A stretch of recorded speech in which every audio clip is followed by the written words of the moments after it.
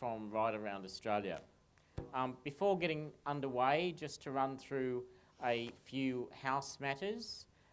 Firstly, we are webcasting, and we've got photographers here, and there was a notice out the front that if you don't want to be photographed, if you could let us know that, so let Pete Darby or one of the attendants know that while we're underway.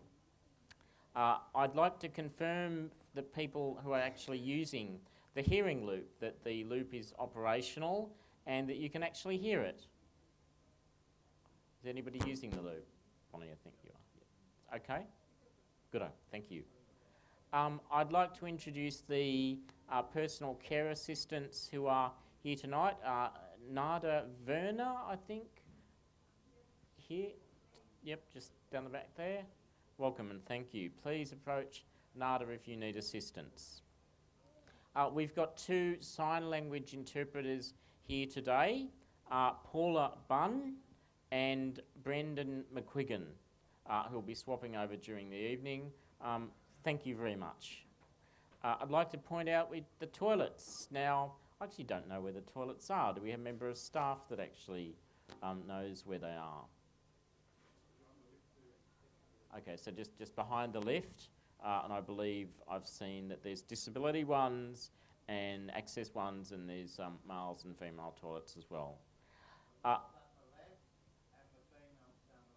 Okay, so male at the left and the female on the right. Thank you very much. If you require a taxi after the meeting, if you could please let Pete Darby, who is down the back, just got his hand up, know, and we will arrange one for you. You should all have coloured cards, I believe.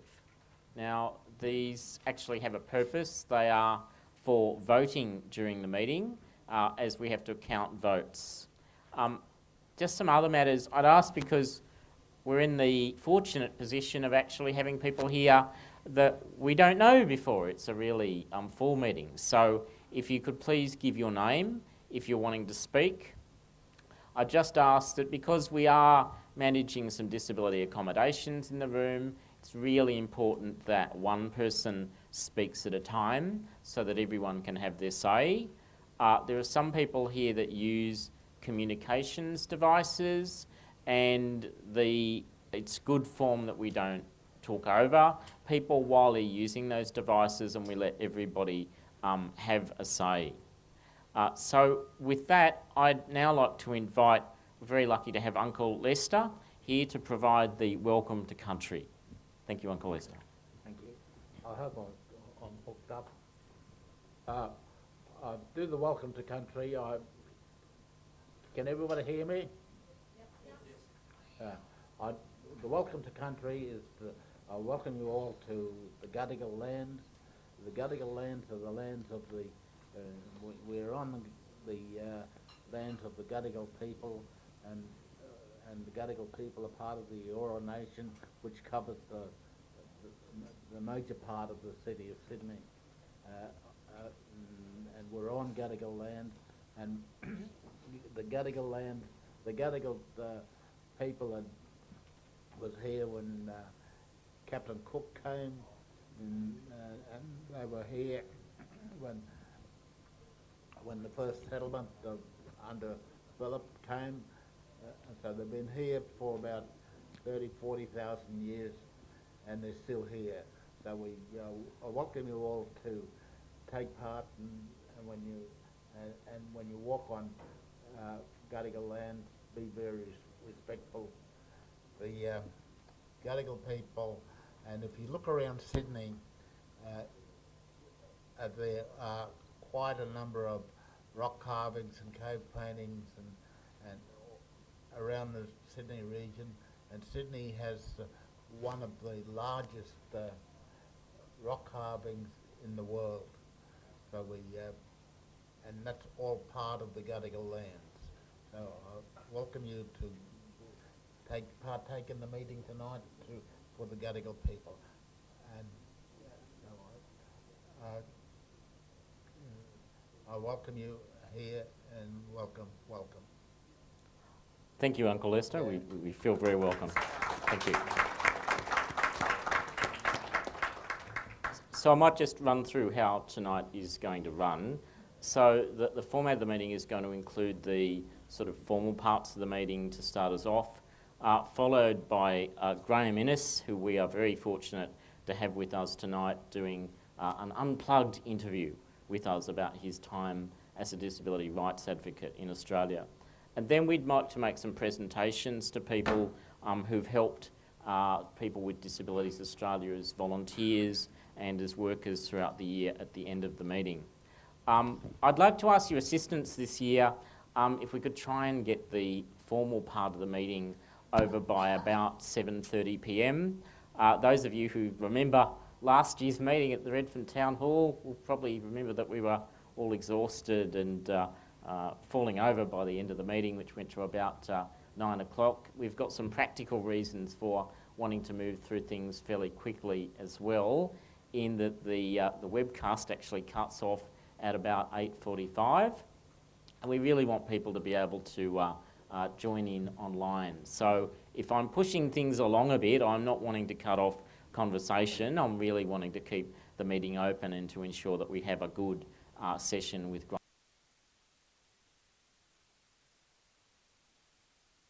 What about the people in Western Australia? They're 2 hours behind. 3 hours. Well, I think they can tune in via the webcast. And those of them that aren't here, we've got most of the Western Australian disability advocacy community has joined the board. So yes, no, we're webcasting right around the country. The other thing to say to those people who are tuning in via the webcast is that we've got a hashtag for tonight, and that is Innes Unplugged for our session later on.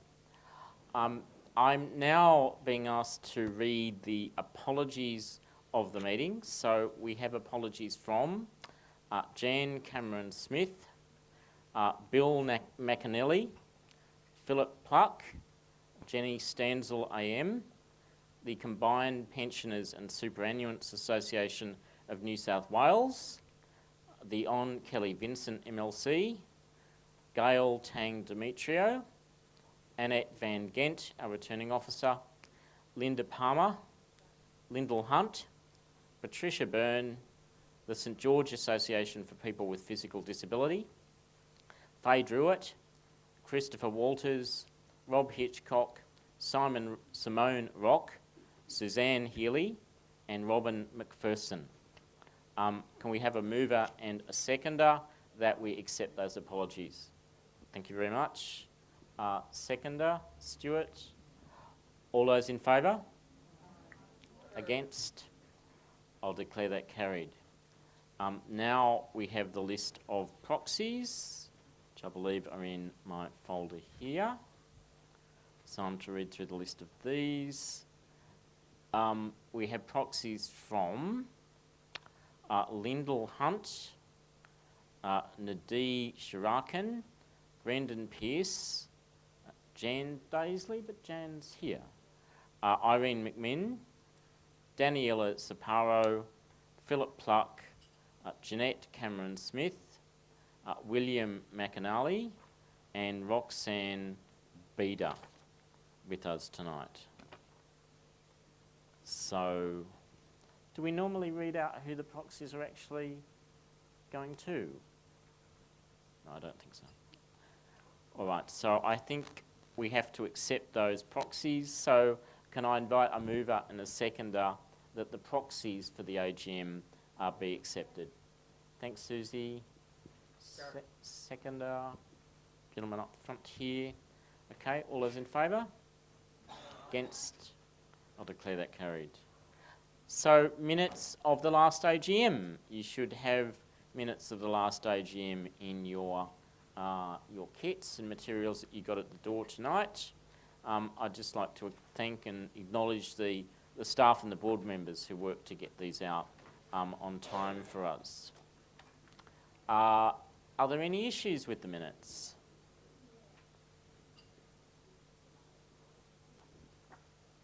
Somebody said yes. Is that a yes? If not, then I might invite a motion that we accept the minutes of the 2013 AGM as a true and accurate record of the meeting. Stuart? Thomas? Just missed out, Kevin. All those in favour? Aye. Against? I'll declare that carried. Are there any matters arising from the minutes that people want feedback on? We've kind of preempted this for you. One of the matters arising that we thought people might want to talk about was the setting up of the Constitutional Committee that we talked about at the AGM last year. I know that we wrote to you, and I think the board actually wants to say that we apologise to those on that committee who are probably wondering what on earth actually happened to it, but there is a reason. It was overtaken by a range of other priorities, but there's some important constitutional work that we need to do. So two things happened. The board's attention was drawn to some redundant clauses in the Constitution which affect the online voting measures that we introduced 2 years ago and had the potential to affect the entire elections. For this year, we've drafted up some amendments. We then got some pro bono legal advice on those. They threw up a whole other set of issues, and we decided that we really needed to focus on getting those amendments right and presented to this AGM, rather than attempting the more ambitious set of work around developing a whole new constitution. We really needed to get the 5 or 6 amendments that you've got before us that we'll be dealing with a bit later. Secondly, we've actually got an emerging set of issues around our legal entity status as an organisation that will reach some decision points in the next 12 months.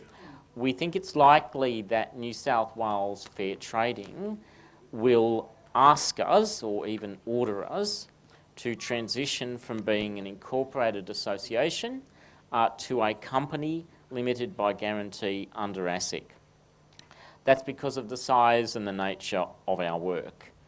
The suggested time frame for having this complete is December of next year. So that means that constitutional work is really important, but it will need to have a new shape. So the proposal would be that at the 2015 AGM next year, constitutional amendments to actually move us to that new structure would happen. I wanted to hand over to Christy Chajewski as our secretary to talk us through what being a company limited by guarantee might mean under our constitution and what it might mean for us. Basically, PWDA, the organisation,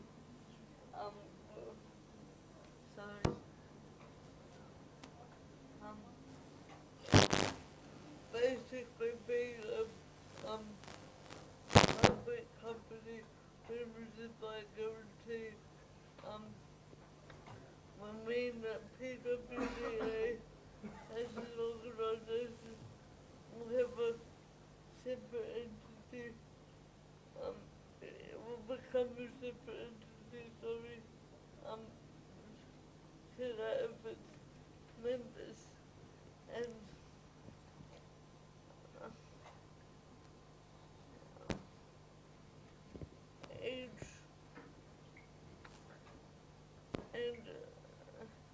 which means that members won't be liable unless they give an extra personal guarantee.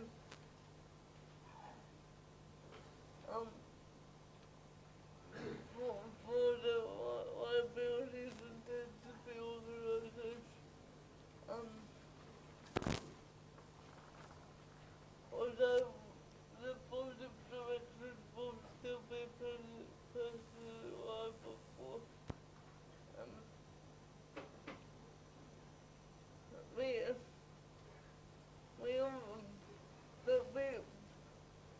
we will need to investigate this and ask some questions around the proper structure.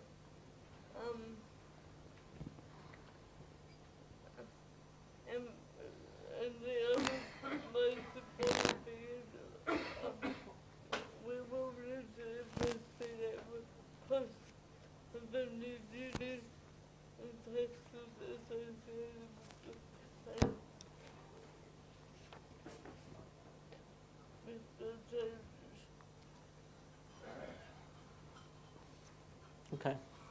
So people got any questions about that at this stage?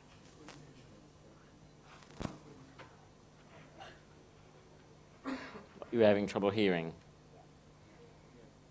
I think that the kind of flavour of it, Christy, was that at the moment, as an incorporated association, all of the members are potentially personally liable for debts as they fall due. But when you get to a point where you're sort of trading like a large business and you've got multi-million-dollar contracts, that a company structure moves you to a structure where the board becomes liable rather than all of the members being liable. But we've also got lots of questions about what being a company might mean for our membership structure. I've got questions about whether that means that we all need to become shareholders, how we'd conduct elections. There's a lot of work that would need to go into this, but we think that it is likely that fair trading are at some point going to say to us, look, because of the nature of the risk and the nature of the business that you're exercising, that PWD needs to move to that new structure.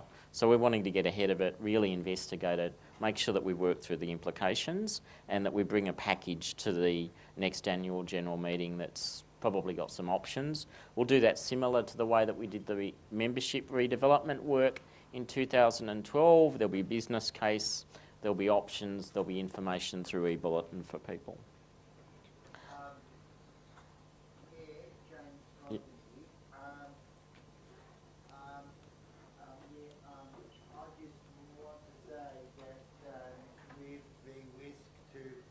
Members, whether they're liable or not, have you sought some advice through the Intellectual Disability Rights Service about that? Because they might be able to advise you how this would affect people with intellectual disabilities. Sure. I don't think we've done that yet, but we're really only on the start of this. We've just really become aware that this is something we need to start looking at. So, David, did you have? Well, I'm aware that there are actually things in company law that discriminate against people with disability in the definition of your proper person to be correct. Yeah. And through I think now also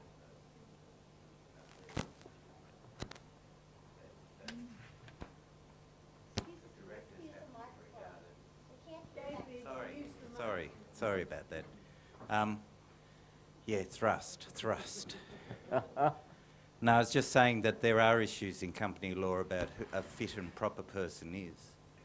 People with disabilities haven't really ever tested that because no one's ever really, to my knowledge, been tested about their suitability as a person under company law. But there are issues there, I think. Yeah, I think we'd agree. It's one of the reasons we think it needs looking at. Sorry. Kevin Boyce speaking. Becoming a company with liabilities, could it mean that some of our philanthropic trust companies that give us money might now take a second look at us? No. I don't think so. We're already resistant terminally, which allows us to take up donations. So I really think what will affect our ability to get donations and may even help us a little more because it shows people that we're getting better money to outside. But I hope that we need to check it out. Yeah. Thanks.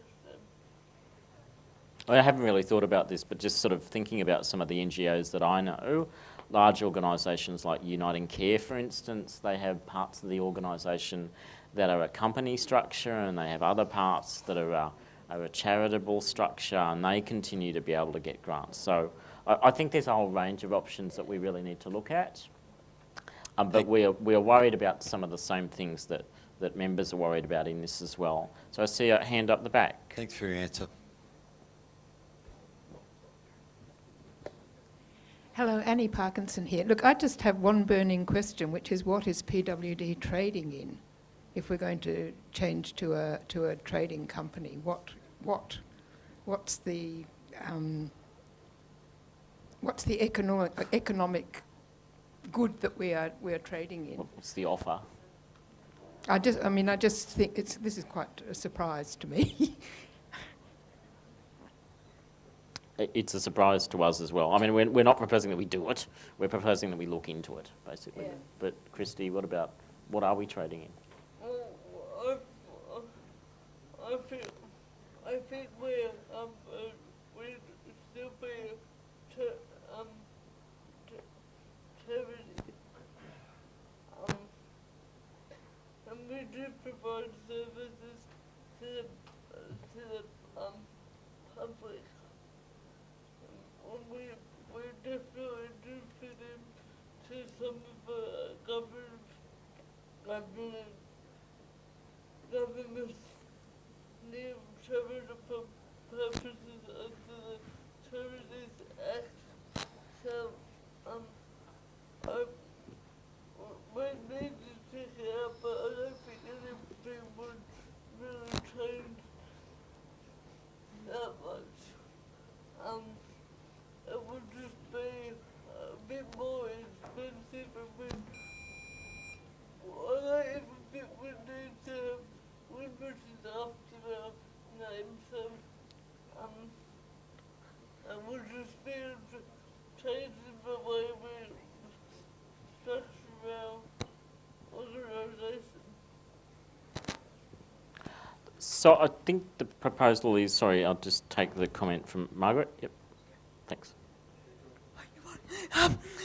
The Australian, Margaret Moxon, the Australian Seniors Computer Clubs Association, they started off as a New South Wales association under the Associations and Corporations Act, but they changed because they became Australia-wide.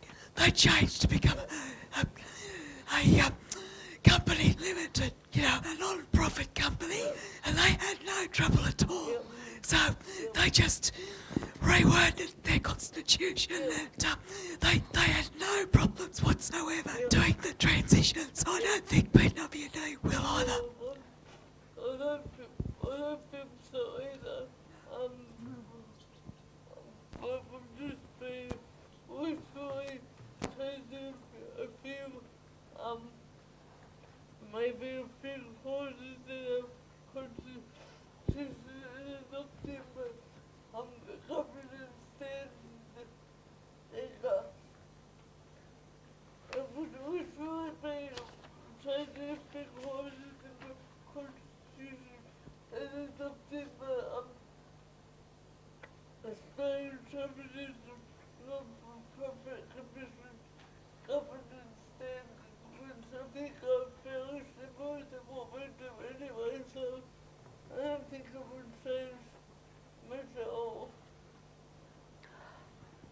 Can I suggest, what the board is proposing at this stage is that we would refer that sort of tranche of work to the Constitutional Committee that we appointed last year. But I think we'd also be interested in, given it'll now have a new remit to look at this issue, we would be interested to know if there are other members that want to be involved in that work as it goes forward and actually contribute to the discussion and the paper that will come out and the options that we start looking at. So if you could get your names to us and to the PWD staff here, we won't try and attempt that now, but at the end of the meeting, if you could approach me or other members of the executive and let us know if you're interested in being on that committee, we'll convene that and start that body of work looking at the pros and cons of this. And we would definitely go back out to the members with a consultation paper so that everybody gets an opportunity to see, well, what are the pros and cons of actually doing this?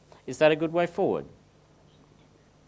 Okay, so if so, I might move on to the next item, which is our major piece of business tonight, and that's the 2014 annual report. So we now have board and financial reports, and I'd like to formally table the annual report of People with Disability Incorporated for 2013-14. It's this document. Looks lovely this year, I have to say. Well done. Where's Leslie? It's a lovely picture of you on the cover. I really want to acknowledge the directors and staff who work so hard to draft and compile the reports. A lot of work has happened to get the report available prior to the meeting once again, and it's been available since last week with some supplementary documents that we've been advised by the auditor to include today. I'd like to seek leave of the meeting to speak to my report, first of all. Leave granted? Yep. Thank you. Well, I want to start off this year by talking about our governance work. While you might see the work that we do in the media or online, all of that is really dependent on us having a strong organisation with a watchful board. In some ways, I think that we are still feeling the after effects of the defunding of the hotline 3 years ago, and those of you who can remember the 2012 AGM will know what a difficult place we were in then. Unfunded and underfunded work continues to be a strain on our organisation, and I think we can see that to some extent in the audit report. The audit report, when it came through initially, actually troubled us because we were carrying a lot of unfunded and underfunded work, a lot of staff liability, a lot of annual leave, a lot of time in lieu. Thankfully, while we still have those issues, we end the calendar year in a much better position than the financial year due to additional projects and income. But the board is very focused on managing those unfunded liabilities. We have a plan in place, and parts of that plan have already activated. There are many changes happening to funding at both the New South Wales and Commonwealth level. The long-term future of advocacy funding, as we have known it, is unclear. I want to be straight with you. These are tricky times that we are heading into. Next year, in June 2015, our Queensland and New South Wales advocacy contracts with the Department of Social Services actually expire, and there's an indication that they'll be going out to tender. What is true is that we continue to be highly competitive for project work, and this year we commenced projects to support the Royal Commission into institutional responses to child abuse and neglect. And I think I can tell people, Matt, that we've got an extension of that project for 2 years. We lobbied for an extension to the actual Royal Commission, and we're really glad that people with disabilities will have a chance to tell their stories for another 2 years, and that we'll be supporting them through that. And we've just announced a project to develop a scorecard for the NDIS. PWD also formed the National Cross Disability Alliance, which we hope will be highly competitive in the National Peaks tender. And I want to really acknowledge the contributions of our partner organisations in that alliance, the National Ethnic Disability Alliance, and Suresh is somewhere here, who's on the board of NEDA, Children with Disability Australia, First Peoples Network, and Women with Disability Australia. It is really great to see cross-disability organisations coming of age and coming together. And we need a strong national peak now more than ever. It's been a momentous year for disability again on the national stage. We've had the launch of the National Disability Insurance Scheme, renewed proposals to change the Disability Support Pension, the axing of a dedicated Disability Discrimination Commissioner, and the ABC's decision to cease funding for the ABC ramp-up site. It's been a hard year, to be honest with you, but we've succeeded in protecting funding for the National Disability Insurance Scheme within a severe federal budget that had the most severe cuts to social programs since the 1970s, and some programs that hadn't been touched since the Second World War. On the 1st of July this year, all Australians began contributing to the NDIS through the Medicare levy, the levy that we called for as an organisation last year. And once again, we did intense media work in the lead up to this year's budget. Some of you may recall earlier this year, the scheme was being reviewed again and again, and it started to look like they were testing the waters to scale it back, cut it back, or knock it out. Well, they tested those waters, and PWD and our members came out strong. You all came out strong. Our board came out strong, and our staff came out strong. Parents and carers who may not agree with everything that we do came out strong on this issue as well. And to his credit, the Minister Fifield also came out strong as well. And to those who might be watching now in government and the bureaucracy, and believe me, they actually do, I say to you that the NDIS is off limits for our community now and forever. We know that we will need to fight this reform from budget to budget, and we are prepared to do that.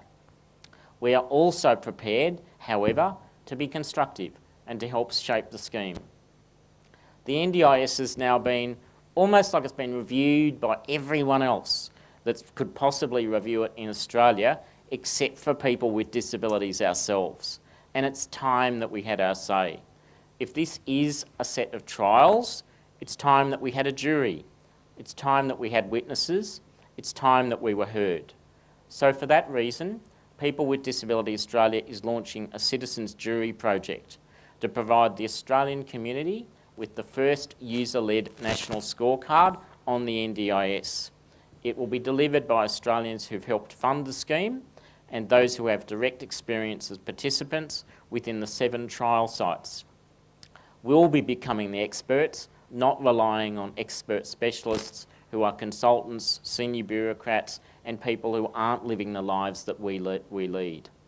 The first part of that feedback is a social media forum, which is being held in the lead up to Saturday the 29th of November. It's open now, so you can hop on and be involved, but the crux of it will be on that Saturday. The hashtag is NDIS Jury, and the event is on our page now. We also need to have our say about jobs and welfare, because once again, we're in that part of the political cycle where people are talking about cuts to disability support pensions and the incomes that we live on. This year we've seen welfare reform bombshells time and again. They happen on Sundays, they happen on Christmas Day, at Easter, and every time we made the point that we are not routers and we are not bludgers. We've been working and campaigning our whole lives. You know, when Joe Hockey talks about lifters and leaners, well, I say, well, we're actually the lifters and we work hard. This is what our members do. This is what you do. And you should see how hard Sam Connor, one of our board members, works. You know, the day that Facebook went down, I think Sam did it, possibly with a bit of help from George, I have to say. You should have seen Mark Tonga out in Macquarie Street in front of Parliament in New South Wales fighting for changes to the wrong taxi subsidy scheme, which is capped at a miserable level out there protesting. You should see Therese Sands, our co-CEO, talking about violence against women. You should see Matt and our team of individual advocates. I just met individual advocates from the Fraser Coast, and we've got a number of them here tonight. These advocates now assist one person with a disability every hour, every day of the entire year. Last week, we heard the results of our quality audit, which said that our advocates treat people with professionalism, compassion and respect. And all of us in this room and watching online are working hard recruiting other members. Our online engagement strategy means that we now have a reach of 17,000 people around Australia. Our membership is 10 times what it was since we adopted free online membership in 2012. So I think we should actually give the whole membership and all of PWD a round of applause for that one.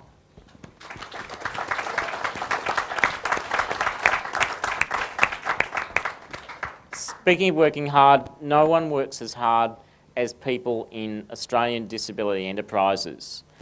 When we campaign in PWD about ADEs, we are not saying that they are sheltered workshops where people aren't doing proper work.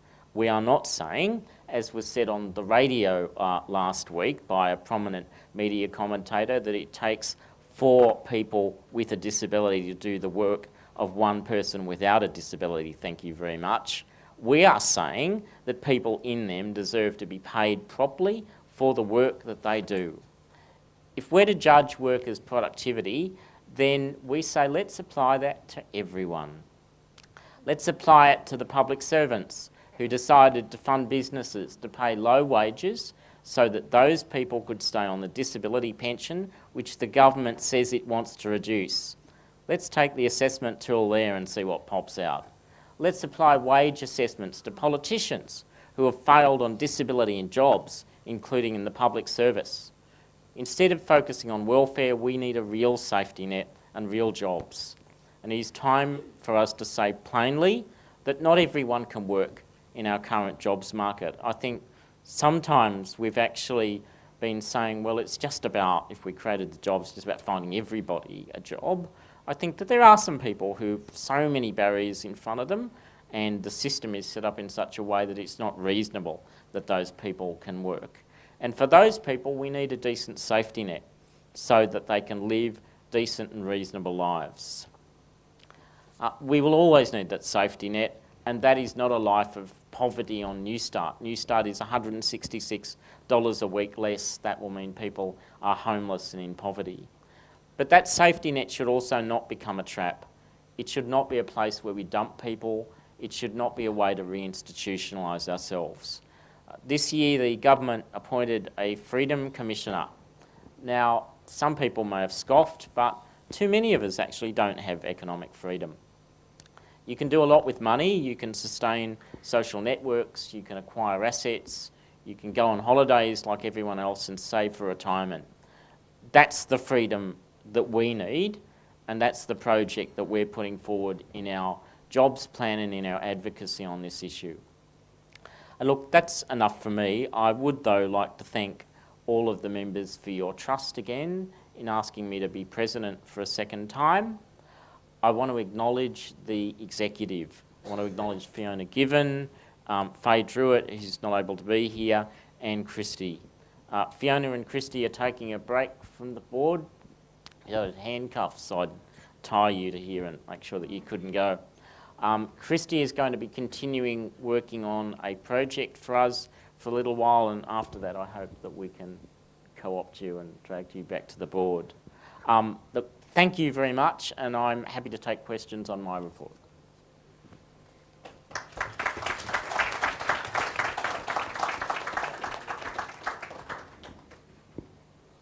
Questions without notice?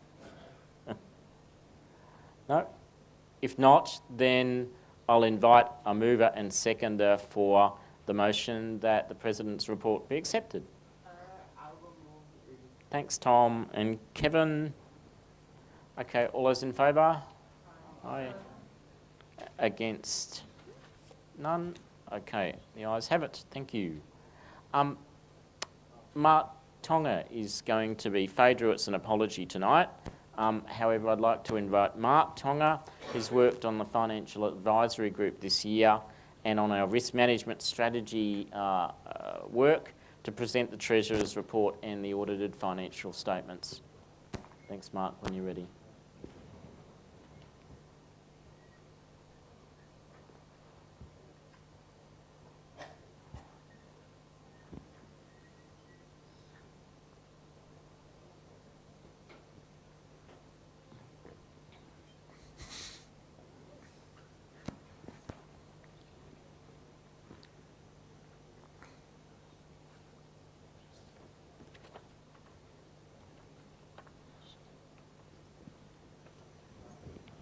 Thank you, Mr. Chairman. Before I read out the Treasurer's report, could you allow me to read a letter from our Treasurer? Mm-hmm.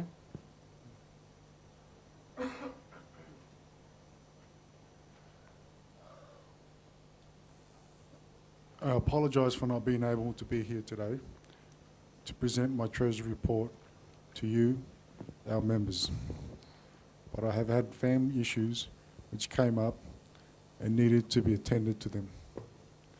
In my place, I've asked Mark Tonga, a director of the board and a member of the Financial Audit and Advisory Group, to kindly agree to present the report in her place.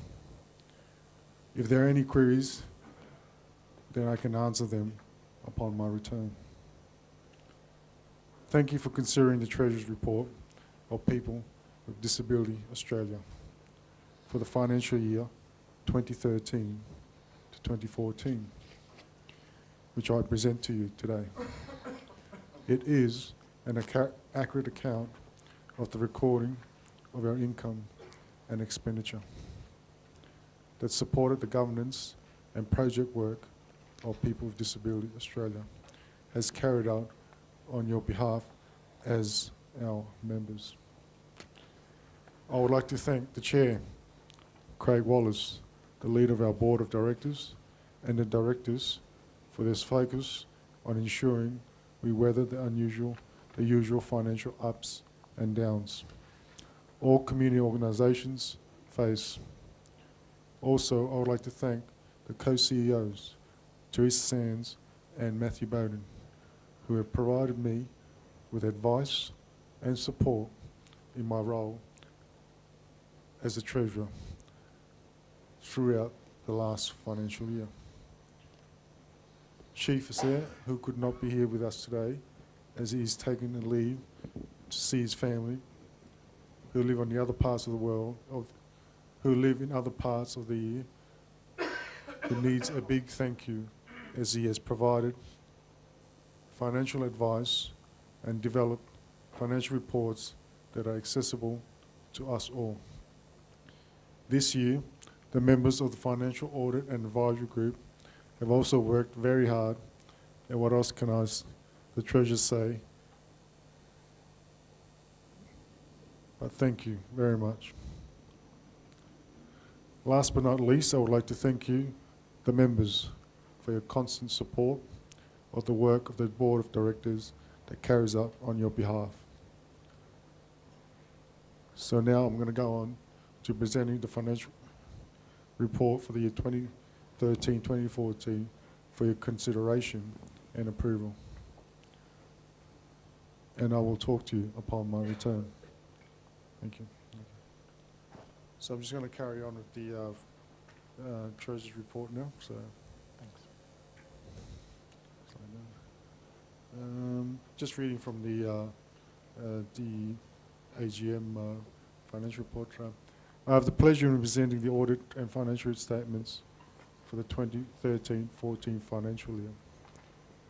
For the benefit of providing information to members, I can report for the year 2013-14, the profit and loss statement shows that PWDA achieved a net loss of $532,490, while the balance sheet shows that cash at bank and fixed deposits amounts to $804,000.07.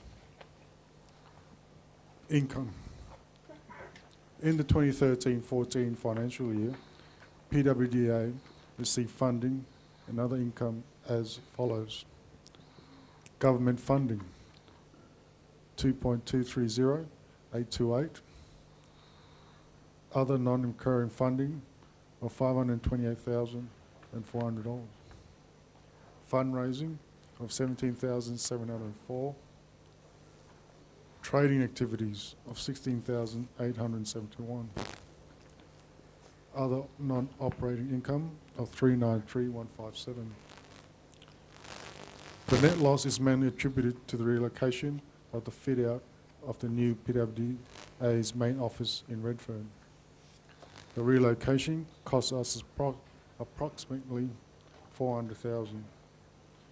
It is expected that better profit outcomes will be achieved in the next financial year, 2014-15, and in the following financial years. Expenditure. In the financial year of 2013-14, $400,000 from the reserves in the bank was spent on the new office fit-out and equipment, including a new server, replacing old computers, and ergonomic office chairs.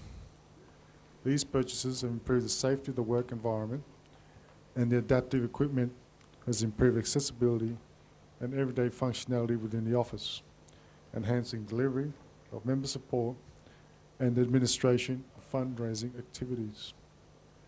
Purchase of these items are placed as well to provide improved services to our members as well as the wider community. Most of us, in relation to new office equipment, have been including the assets account of the balance sheet. The regular office expenditures such as salaries, rent, telephone, insurance, superannuation, postage, stationery, subscription, and bank charges, etc., are shown in the profit and loss statement. These expenses are unavoidable. The liability section of the balance sheet includes an amount of $371,003, representing total staff entitlements. We intend to fund this liability by depositing the funds into a term deposit. We acknowledge this liability is high, and the board has a strategy in place to reduce the liability by the end of the next financial year. During the 2013-14 budget process, introduced in the previous financial year, was revised and updated. As a consequence, the board has been better informed regarding the detail of all income and expenditure,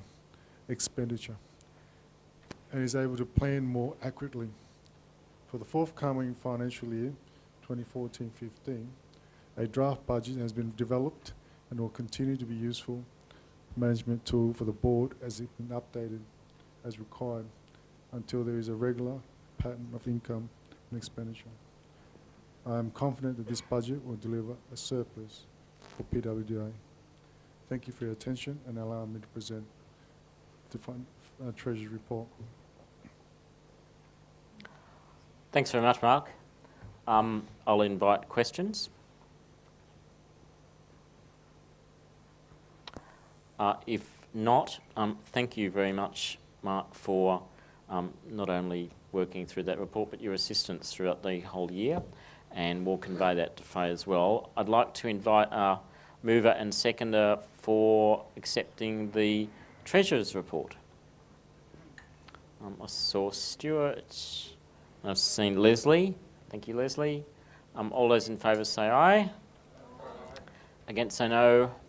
The ayes have it. Turning to we have to accept the official audited financial statements in the report. I'll assume that there's no questions on those because there was no questions on the Treasurer's report, which that was part of. So we just need a mover and a seconder for accepting the audited financial statements, which you have. So I saw the gentleman up the back, whose name I don't have. Yep. Sorry, I didn't catch your name, sir. Neil Owen. Okay, Neil, and up the front. Yep. Thank you. Frank. Okay. All those in favour? Against? I'll declare that carried. Our next item is the appointment of the auditor. I have to say we have a very, very diligent auditor. Like, he came in quite early on and talked to us about this and helped us sort of work through the implications of our audit report and provided us with really thorough advice. So I think the recommendation is that we are reappointing LBW and Partners. So can I invite our mover for, I think I saw David, that we appoint them LBW and Partners as the Association's auditor for the 2013-14 financial year. Seconder.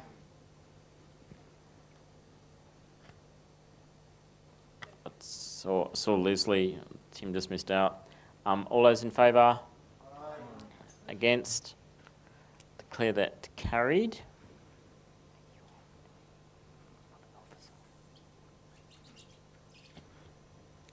The board has nominated Fiona Gibbons, actually agreed to continue to be a public officer, I think. This is a bit we didn't sort out beforehand. Yes? Thanks, Fiona. Fiona's based in Sydney, and it makes sense to be able to sign documents here as well. So I'd like to move that, or invite a mover for the motion that Fiona Given be appointed as our public officer. I saw Stu. So Alex at the front, Alistair up the front. All those in favour? Against? Declare that carried. Returning officers report. The returning officers report was distributed prior to the meeting, and copies are available here. The returning officer, Annette Van Gent, has apologised, so I'm delegating this task of reading the returning officer's report to Matt. Thank you, Matt. Thanks, Craig.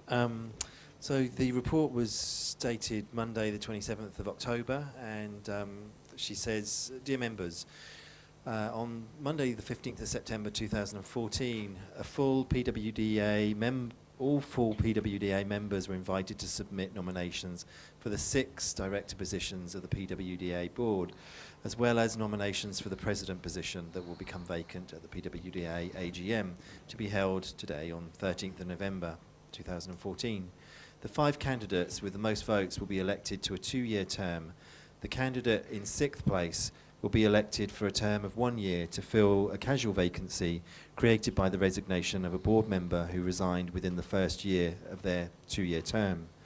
Following the call for nominations, the 6 director positions, 13 valid nominations were received and an election was required.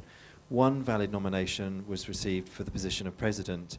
As this position is uncontested, Craig Wallace will continue as president for another term of 2 years. The nominations received were as follows: Thomas Banks, Rebecca Biddle, Kevin Boyce, Mark Horrell, Stuart Morby, Jared McLaughlin, Bonnie Millen, Wayne Alexander Nevinson, Neil Owen, Suresh Rajan, Trudy Ryle, Ebru Samactis, and Joel Wilson. 774 hard copy and electronic ballot papers were sent to eligible members on the 3rd of October 2014. The election period closed at 5 p.m. on the 24th of October. At that time, a total 100 ballots were received, 21 hard copy and 79 electronic, representing a response rate of 12.9%. The final count of ballot papers occurred at 3:30 p.m. on Monday the 27th of October at Level 10, 1 Lawson Square, Redfern, the offices of People with Disability Australia, with my oversight and 4 scrutineers. Of the 100 ballots received, 95 ballots were valid, 4 abstained and 1 was invalid. Results of the election for position of director. After preferences were allocated, the final count for the successful candidates were as follows. Thomas Banks, 7 votes. After preferences, 10. Rebecca Biddle, 6 votes. Kevin Boyce, 9 votes, 13 after preferences. Mark Horrell, 4 votes. Stuart Morby, 21 votes, 28 after preferences. Jared McLaughlin, 6 votes. Bonnie Millen, 8 votes, 13 after preferences. Wayne Alexander Nevinson, 2 votes. Neil Owen, 1 vote. Suresh Rajan, 9 votes, 10 after preferences. Trudy Ryle, 3 votes. Ebru Samactis, 7 votes. Joel Wilson, 12 votes, 18 after preferences. The following nominees are hereby declared directors to the PWDA board, commencing office on the 13th of November 2014. They are Stuart Morby, director who's returning, Joel Wilson, director who's new, Kevin Boyce, a director who's returning, Bonnie Millen, director who's new, Suresh Rajan, director who's new, Thomas Banks, director who's new. 5 elected directors with the most votes will be elected for a 2-year term. The candidate in 6th place will be elected for a term of 1 year to fill a casual vacancy created by the resignation of a board member who resigned within the first year of their 2-year term. The board member who will determine who these elected directors will fill the 5 positions for the 2 years and who will fill the term for 1 year. My recommendation to the board is to use the raw vote before preferences to determine the election of directors who will fill the one-year term.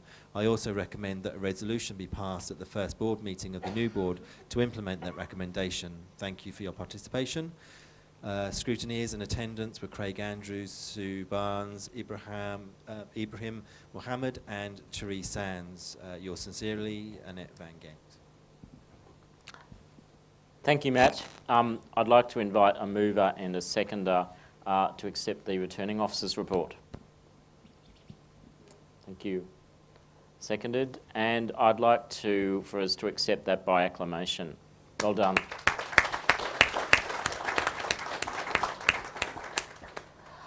I wanted to actually invite the new members of the PWDA board to say a little bit about themselves and what their ideas are and what they're bringing to the board. So have we got roving microphones? Somebody has got one. Pete? Yep. So can we... Joel, would you be happy to start off? Sure.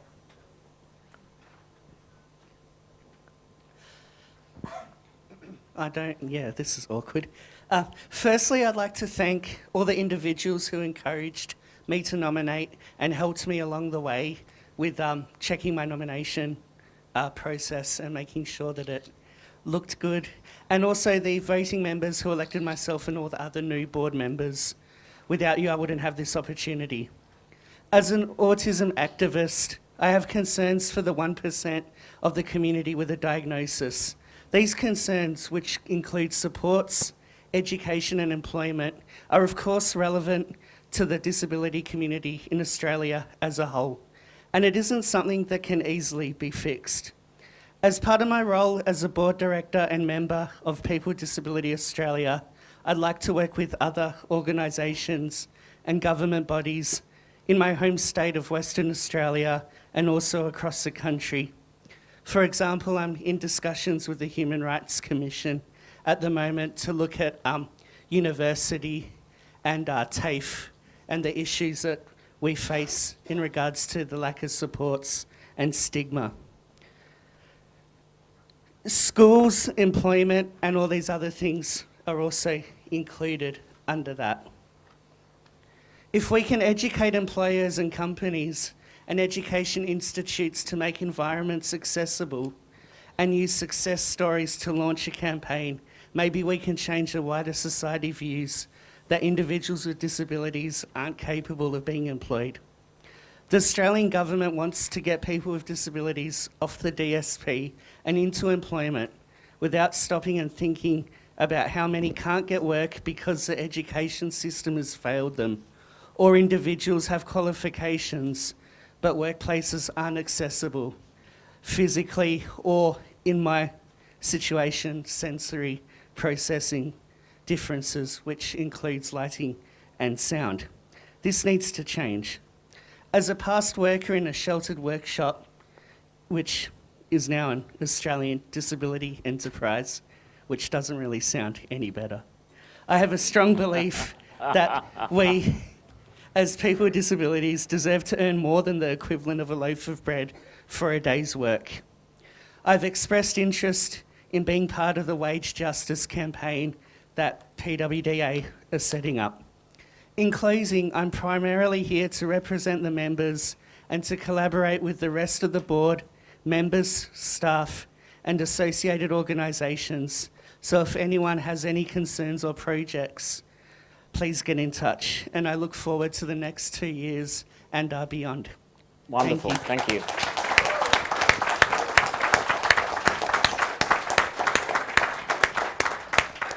Do we want to pass the microphone to Thomas Banks? Are you ready, Tom?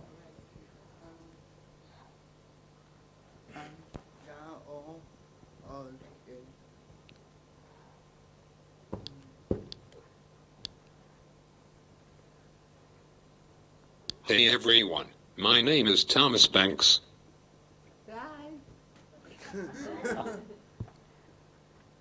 I have a disability called cerebral palsy, but I tackle life with a fierce determination.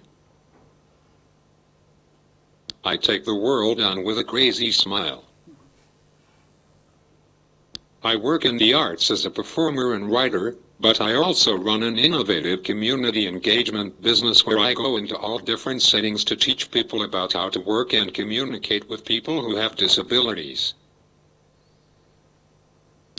I'm really excited to be on the board of People with Disability Australia, and I hope I can bring my knowledge about the sector into my role as a board member. But I also hope I can bring along my creative background to put a smile on everyone's faces as we work together to create positive social change for the sector. I have spent the last 4 years developing a one-man show with 2 people, which explores my imperfect world as a gay guy with a disability and the challenges with communication which I come across every day. It will premiere in 2015, so if anyone is interested in seeing this show when it's on, please come and give your contact details to me so I can add you to the database.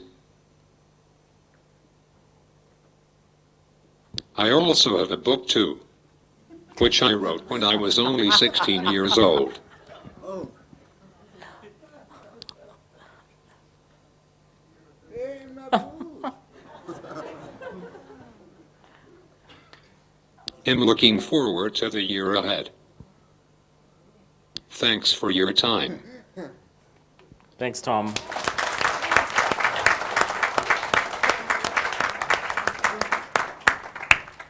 And Tom will be available to sell his book to you later.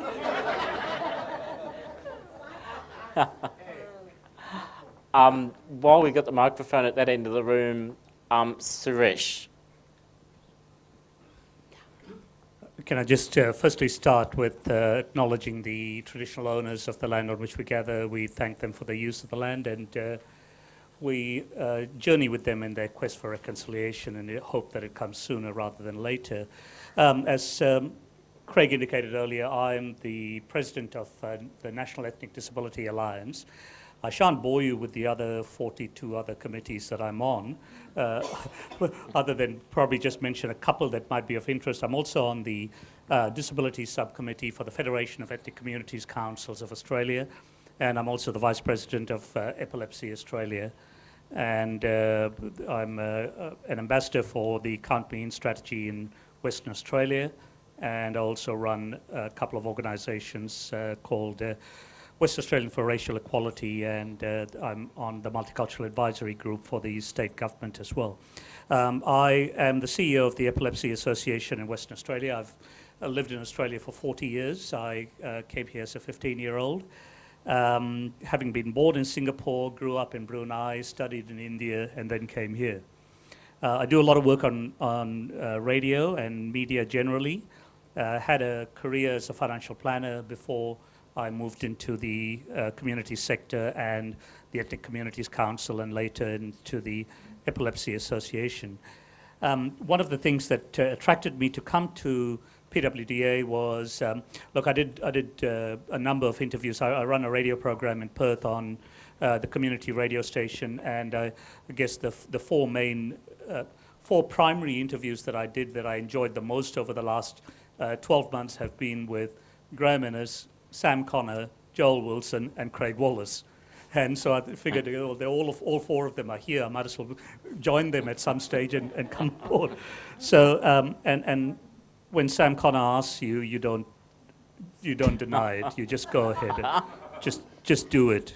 Look, and one of the main primary reasons for my coming on board was a conversation we had with the National Ethnic Disability Alliance, the NDIA, just in regard to the take-up rate of culturally and linguistically diverse communities in the NDIS regime and the disability services regime. It's estimated there are about 15% of people with disabilities who are from a culturally and linguistically diverse background, or what used to be named the ethnic communities in the past, but only 5% of that community takes up the services of the Disability Services Commission. So there's a great disconnect there. And I'm hoping that with the work that we can collaborate on with Craig and others here, that we will be actually able to make sure that everyone who's entitled to those services that are being provided under NDIS, etc., are being given those services that they're entitled to. And I guess, like Joel and Tom, look, I haven't written a book, and I don't intend to. I have two sons who take up my time. My boys are 12 and 10, and as we speak, my 12-year-old is battling Ross River virus back home in Perth, which is a challenge in itself. But my writing has been around books that they can read. I don't think I could go to the stage where I could write books for all of you all to read. But nevertheless, I think I'll work closely with Tom and Joel and Craig and Sam and others and Matt, and hopefully we'll get what we're trying to achieve all around, just equitability of services being delivered right through. Thank you. Thanks, Suresh. Fantastic. Bonnie Millen, I want to hear from you. I think we need to get the microphone in front. Do whatever you're comfortable. Stand up if you like. Whatever I'm comfortable with. Okay, I'll turn my chair around and I'll present myself. My name is Bonnie Millen. I hail in from Adelaide, South Australia. Very pleased and happy to be representing the new board.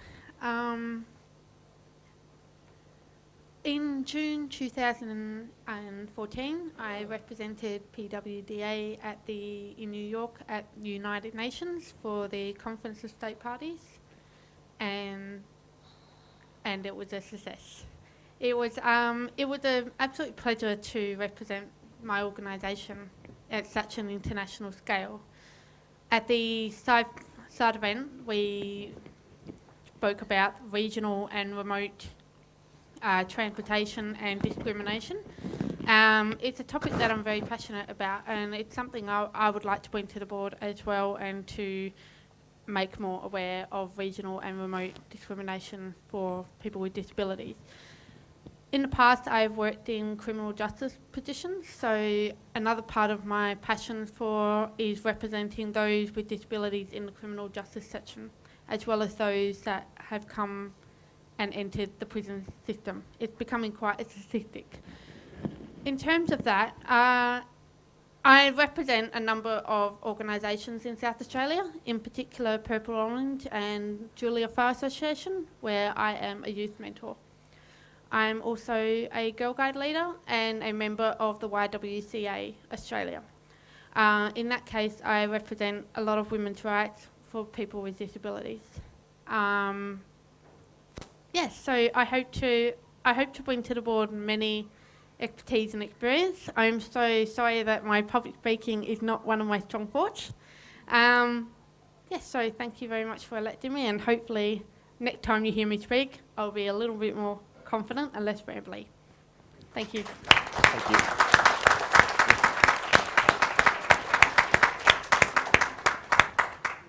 You weren't rambly at all. You're wonderful. Thank you. It's good to see we've got so many members that are out of the youth delegation that we did to the convention, both Joel and Bonnie involved in PWD and on the board this year. So we now move on to the constitutional amendments that are brought before the board this year. Are people happy to keep going to work through these? And then I think we are getting close to the end of the meeting, the formal part of the meeting, and then we'll have a break.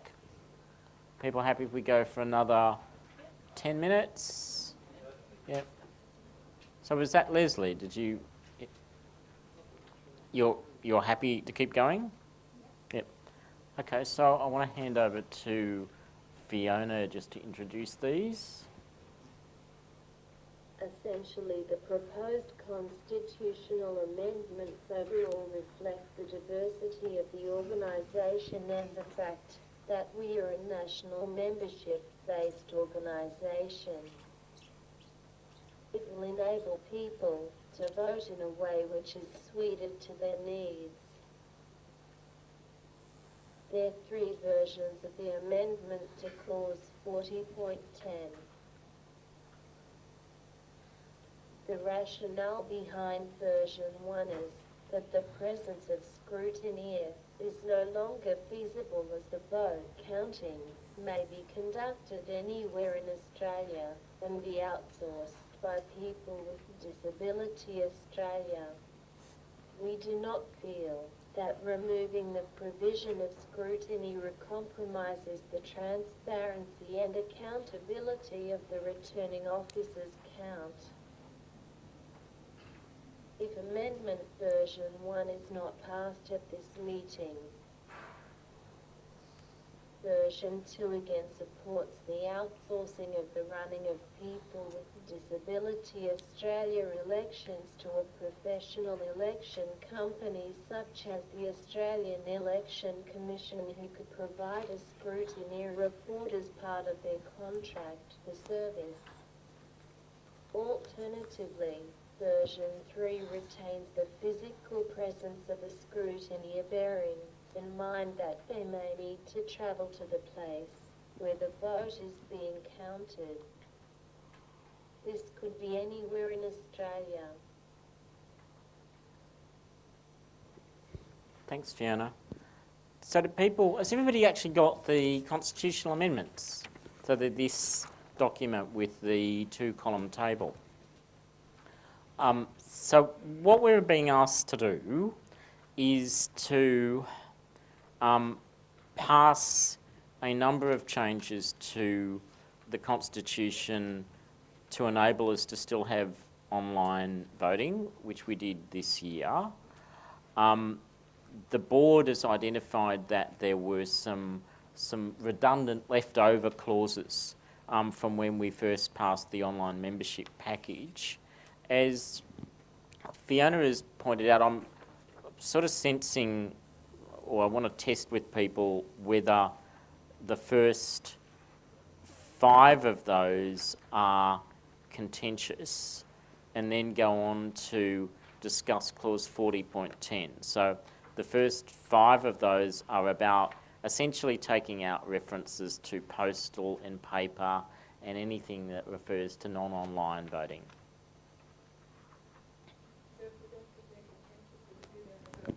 If we don't do that, if we don't think those first 5 are contentious, I'd propose that a member of the meeting might like to move them in block, and that we just pass those and then we turn to the other one. Okay, thank you. Okay, so your motion is that we have to move the 2 things. We have to move that we take those motions as block. All those in favour? Aye. Against? Carried. And then we have to actually move the motions we have to actually pass the motions. So that we agree the changes to 40.5, 40.6, 40.7, 40.8 and 40.9. All those in favour? Aye. Against? That's carried. Now with 40.10, as Fiona pointed out, the 3 proposals relate to the way that we would scrutiny ballots using electronic voting. So the issue that we encountered this year trying to source companies that would do this is that when you have voting online, it's not counted in a place. It's counted in cyberspace, like it's counted on a computer or a server. So the choices are that if we've got version 3, it means we're doing ballots effectively the old way. Version 2 would mean that people still have the opportunity to scrutiny, but they scrutiny like a package, so they would get a folder with all of the sort of data in raw form that they could look at and work out that the vote's being done fairly. I have to say I'm not sure that I should do this, but that's my preference, would be version 2, just for scrutiny and safety of our elections. Version 1 is that we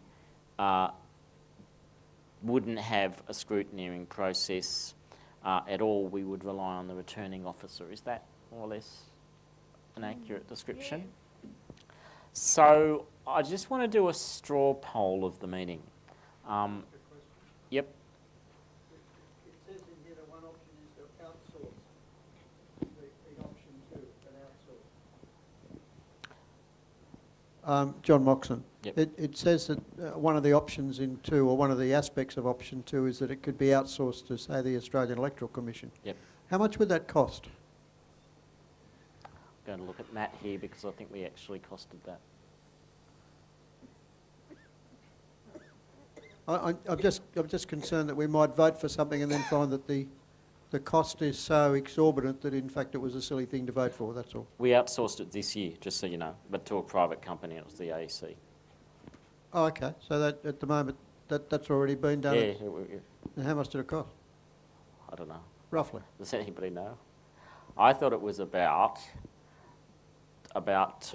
between 2 and 3 grand from memory. Yeah? Right. So Okay. between 2 or 3 grand. Thank you. What do we think about doing a straw poll, just of the 3 options? Okay. Joan. Yep. I just wanted to question, is the fact that it was 2 or 3 grand to do with the fact that most of it was done online? Or, because there was still the provision for postal votes, wasn't there? Yes, that's right. You can lodge a postal vote as well. So they've got to combine those 2 processes. Okay, yes, Yep. because I know that the organisation I'm involved with has outsourced it to the State Electoral Commission, and I'm thinking it was more like $7,000, but it was all done by postal vote. So I'm assuming it's much more expensive to do it by postal vote than it is by online voting. Anyway, that's just a point of clarification, that's all. And I'll go to Julie and say the other thing I just want to just let people know is we were actually limited in who we could outsource it to this year because we had those redundant clauses in our constitution. The Australian Electoral Commission, I think, turned around and said, well, because you've still got some references to postal voting and it's confusing, we won't do it. So we had to go just to a private provider. Julie. I just have a quick question about the accessibility of this. Our returns was 13%. Is that considered strong? And if it's not, was it because of access issues? I don't know. It's not as strong as I'd like. I'd like 100. What do people think? I'm just thinking, in previous years, was a much better returning percentage? And have we lost percentage because of changing things? I'll also ask the staff to sort of comment on this one, but my impression is it's always been quite low, and it was really low when we just had paper ballots. It's more now, but the proportions still worry us. You know, we would want it up to be above 13%, but we've got more people actually voting because they can vote online.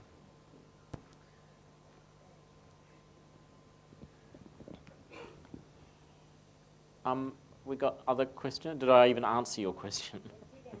Yeah. So we do have more people involved, but I mean, it'd be really healthy to actually have elections where we had sort of 50 or 60% of the membership actually voting and competition. That's what the board really wants. And it's our social media strategy has been to really push our elections strongly and try and get them out there. In my experience over many years, it's never been much higher than it is the report. Thanks, Hazel. I might just put I just want to do a straw poll, which means that if you like the option, then you just raise your voting card. It's not, we won't take this as the official count, but we'll then put the preferred option to the vote. How does that sound? I think that makes sense. So how many people like version 1, which is that we would count to the optional preferential method and... Sorry, Craig. Yep. Sorry, it's hard for you to see me over here at Sam French. I just wondered, just going back to the level of response to voting, is that because we've had a huge increase in membership? I mean, 13% of 200 members might... I don't know, do you think it's because of the quite large increase from what I understand in the number of members? Could have some impact on that. But the percentage relatively looks low because we've got more. Is that what I think it's still the same. the same group of people that always voted in PWD elections, our really committed members, are still voting, and it's because we've actually got more online members that looks like a smaller percent. So yes, that's true, but none of that takes away from the fact we would like more people voting and involved in the elections. So version 1, which is that we would just remove the scrutineering option altogether. How many people support that? I don't think anybody does. Got one, got a couple, okay. Can we have somebody doing a count? Is that you, Peter, you counting?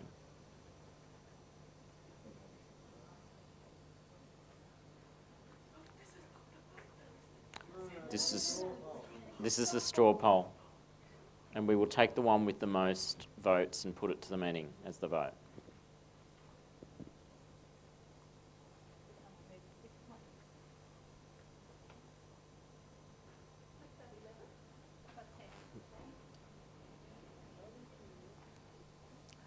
Okay, version 2 is the same as the rest of it, except that each candidate can request a scrutiny report from the returning officer.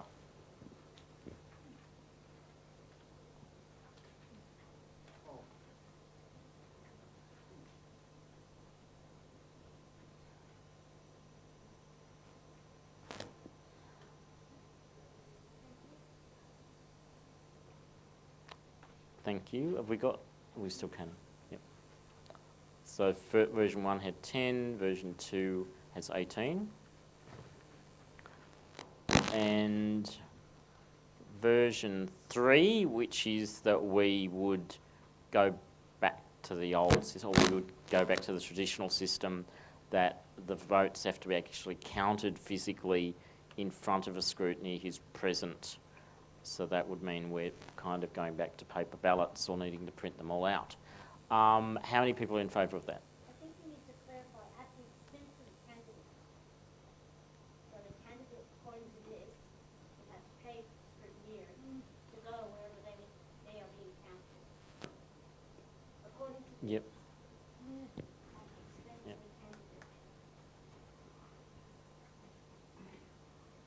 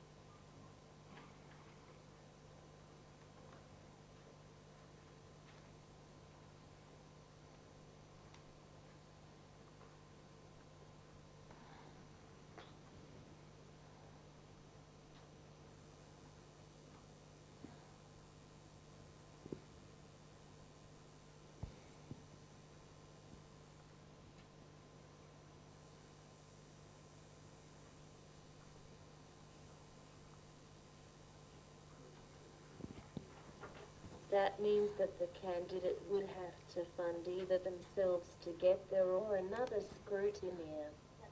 Yep. I think that's just an important caveat. I actually don't understand how we would do an online election with having scrutineers physically present, because the problem that we had this year was that companies sort of said, well, we just don't do it like that. If it's an online vote, they're essentially opening it up inside the computer and just making it add up. But in terms of that option, how much support does that have? Does it have any support? Okay, Leslie, we got one.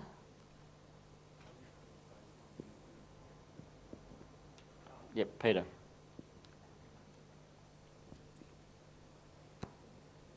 Thank you. Just a question, because when there's a election for like political purposes, do they do online voting there?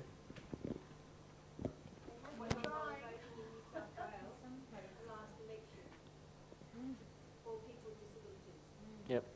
Right, that's specifically for people with disabilities, but I don't know, like, if I'm getting confused here, but In the ACT, we had Yes. voting. the ACT is not a state of Australia. Oh dear. Sorry. Don't tell them. Sorry. It's not classified as a state, so I don't know how they class that or how it's classed.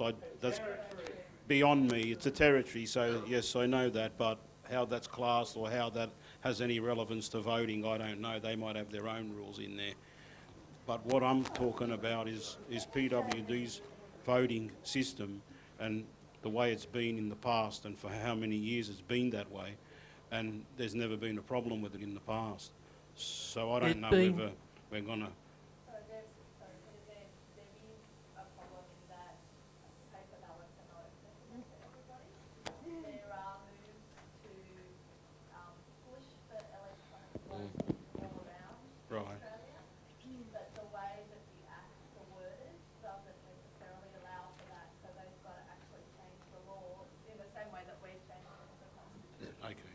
They have to change the laws of each state and territory to make it able to accommodate electronic voting. So that's what's kind of been happening over the last few years. Yeah, but the question is laying around how those votes are accounted for, or how they're scrutinised, isn't it? Isn't that what? Isn't that? I'm not sure how they do it in electronic voting. Right. That's why we got we.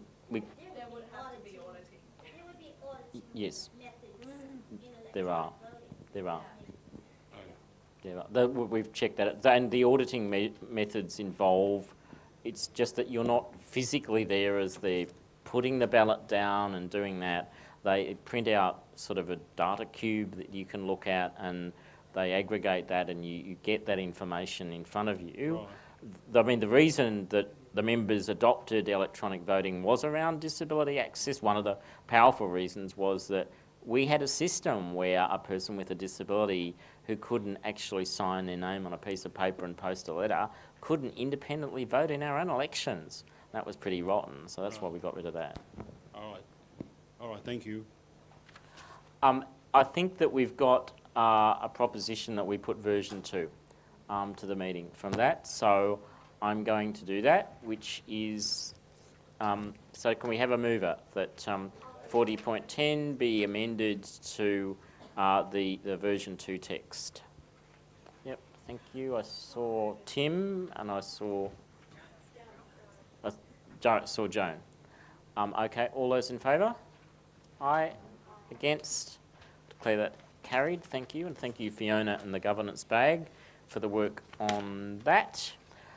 And that concludes the formal part of tonight's meeting, but please don't go away. Go and grab a drink and some refreshments, because we're going to be coming back to hear from our special guest speaker, Graham Innes, in Graham Innes Unplugged. We'll come back in about 10 minutes, so please join us then. Thank you very much.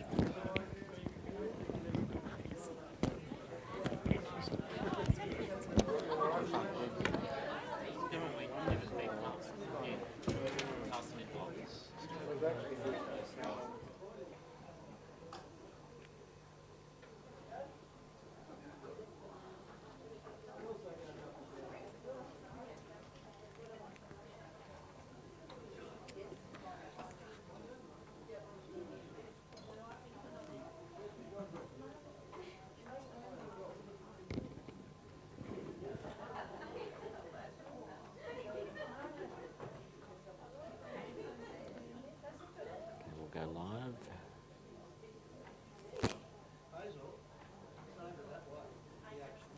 Okay, everyone, welcome back.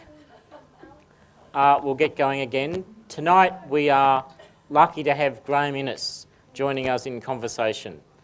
Graham is a lawyer, mediator and company director, and was our Disability Discrimination Commissioner from 2005 to 2014. If you're joining the stream and the webcast, the hashtag is Innes Unplugged, and we'll be following that as we go. As a human rights advocate for the past 30 years, Graham has played a role in many human rights and disability initiatives, including the drafting of the UN Convention on the Rights of People with Disabilities. Graham is a life member of PWDA and was the founding chair, I believe, of Disabled People's International. Correct. Yep. Is that right? So was I.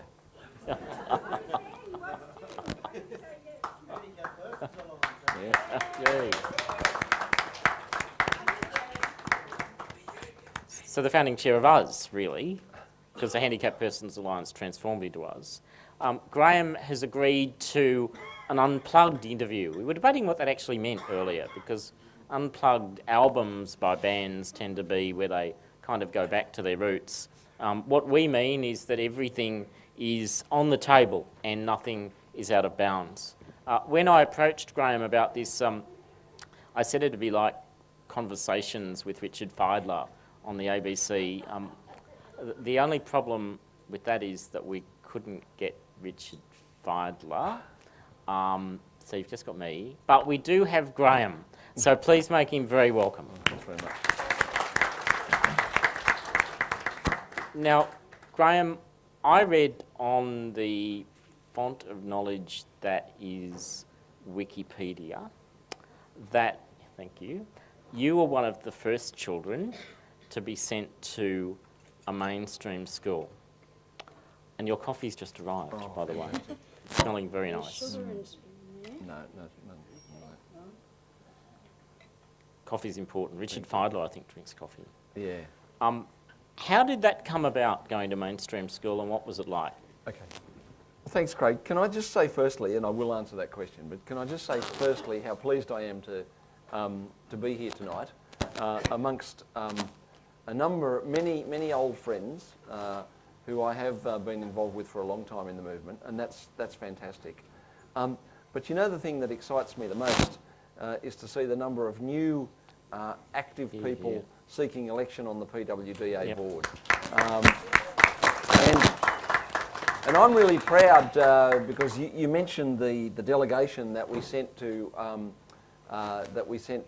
the COST meeting, the Conference of States Parties, in June, and that was if you like, a joint initiative with PWDA and the Human Rights Commission, and it was one of the last things that I did at the Commission because I really believe in succession and how important succession is. And isn't it fantastic that 2 of those 6 delegates have been elected to the PWDA board tonight, and that the other 4 are all involved in advocacy in the disability field, and I'm just so excited by that. So thanks, PWDA. But sorry, to answer your question, Craig, I just wanted to get that in before I forgot. But how did it come about? Well, there was a gradual process in education to integrate kids who were blind or vision impaired into ordinary high schools, and at year 10 I was one of the first to have the chance to actually go to my local school rather than going to a school that was an hour away by car. So I added 2 hours to my school day, travelling backwards and forwards in a taxi or a car up until year 10, and come the weekends none of my friends lived anywhere near me. And so I was really pleased to have the chance to go to an ordinary high school. And that's not to say that the special school at North Rocks wasn't a great school. It was, and the teachers were passionate, committed and fantastic. But it's, for me, no question as to which was the better option, and that was going to my local school.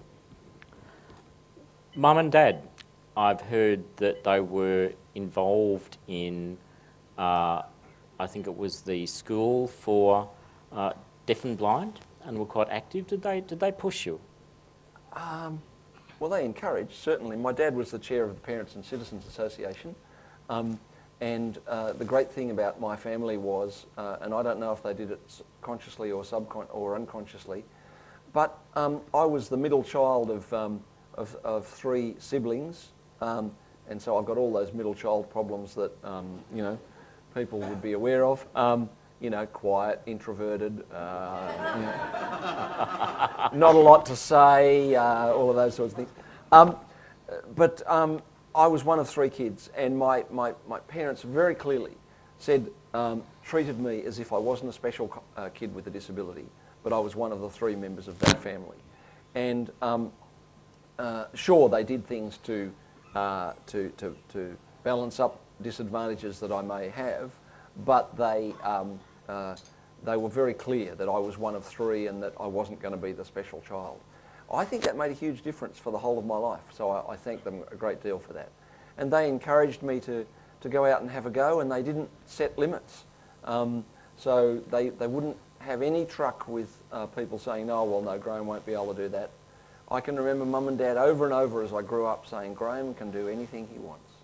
And that was just so enlightening for me, and so it just opened so many options. And I'm writing my memoirs at the moment, and I've been writing about this just in the last few weeks because the first real discrimination I experienced was of any major impact was when I finished university and went out to get a job.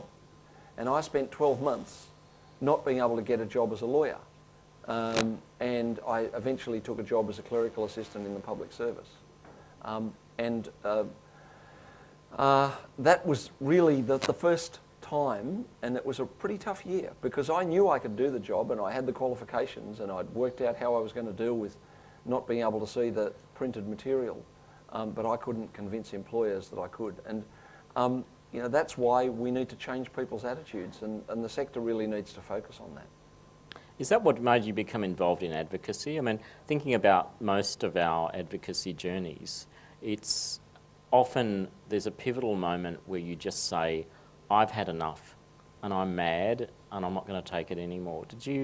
Was that how you came to this? Yep, it is, and that happened to me at university, and Royal Blind Society at that stage ran the Braille and Audio library and provision of materials in Braille and Audio, and they took a decision that the production of Braille and Audio material would be the same for university students as it was for library books that were going to go into the general library, and there wasn't a recognition that people couldn't study without alternative format material and without it being produced quickly. And a bunch of us at university did. We said, hey, that's not good enough. And of course that decision, as you were talking earlier at the AGM, was made without the voice of the students who were blind or had a vision impairment. And of course PWD doesn't stand for that and challenges government on that, and we challenged Royal Blind Society on that. And that was the first part of my my advocacy journey.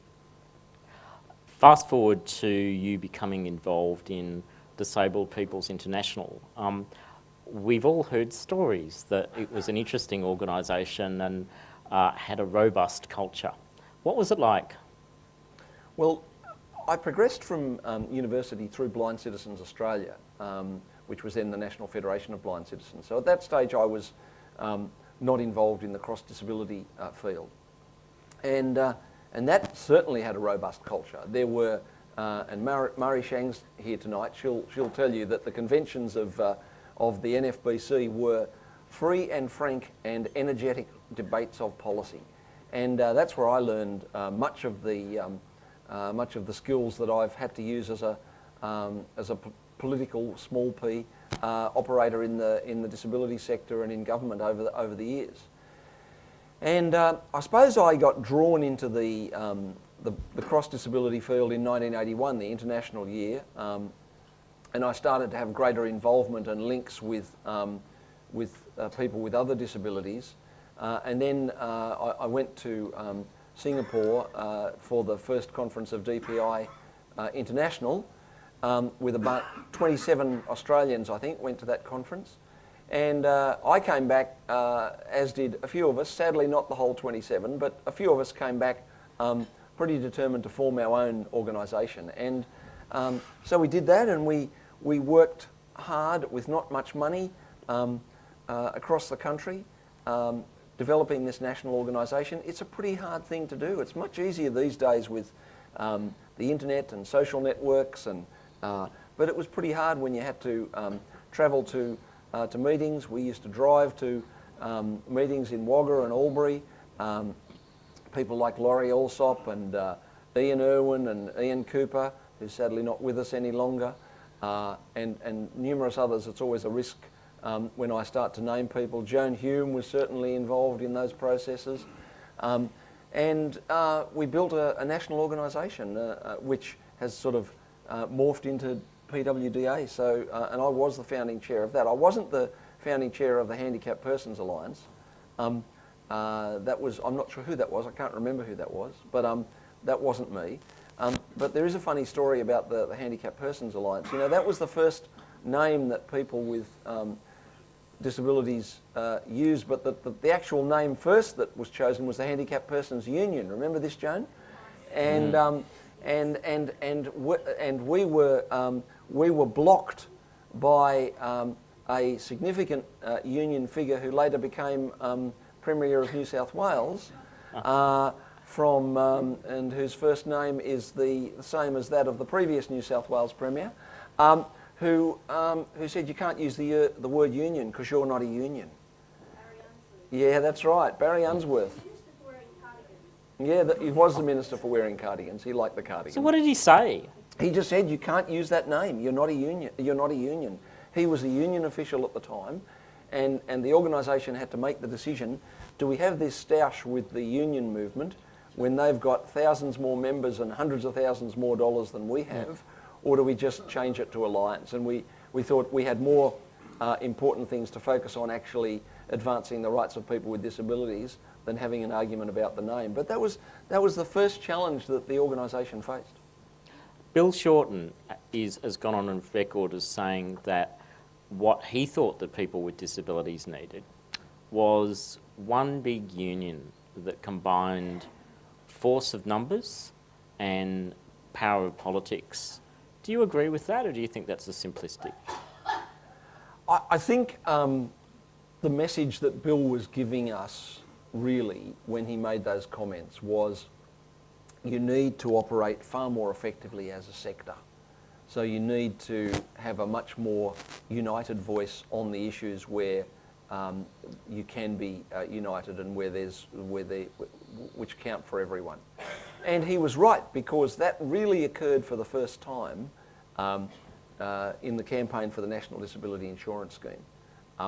And that's one of the major reasons we've got that scheme, was that politicians saw for the first time people with disabilities had a unified voice on an issue. And I can tell you that woke up a lot of politicians and bureaucrats in Canberra and in state governments to the important force that the disability sector could be in Australia. And I think it's woken a bit of a tiger or a giant. And I think that disability campaigning now is going to be a very different thing to what it was before the success of the NDIS. So I don't think Bill really meant you have to all be in one organisation. I think what he meant was you have to have a united voice. I want to take you back to the 1990s when you were working, I understand, on the drafting of the Disability Discrimination Act, or had some role in that. Is that right? Yeah, I was chair of the Disability Advisory Council of Australia at that stage, and our key focus was to get national disability discrimination legislation enacted.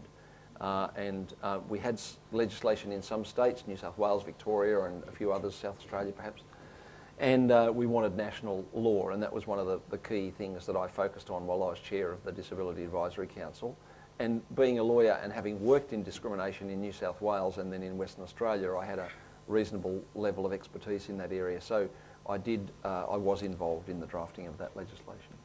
Now, the DDA turned 20 in 2012, and in the lead up to that, when you and I were doing quite a bit of sort of media around this, I started reading back through the second reading speeches in the Hansard, as you do. There's nothing else to do in Canberra. We just read Hansard. Yeah. And Hansard, Wonk Creek. I came across an endorsement for the DDA from another Graham.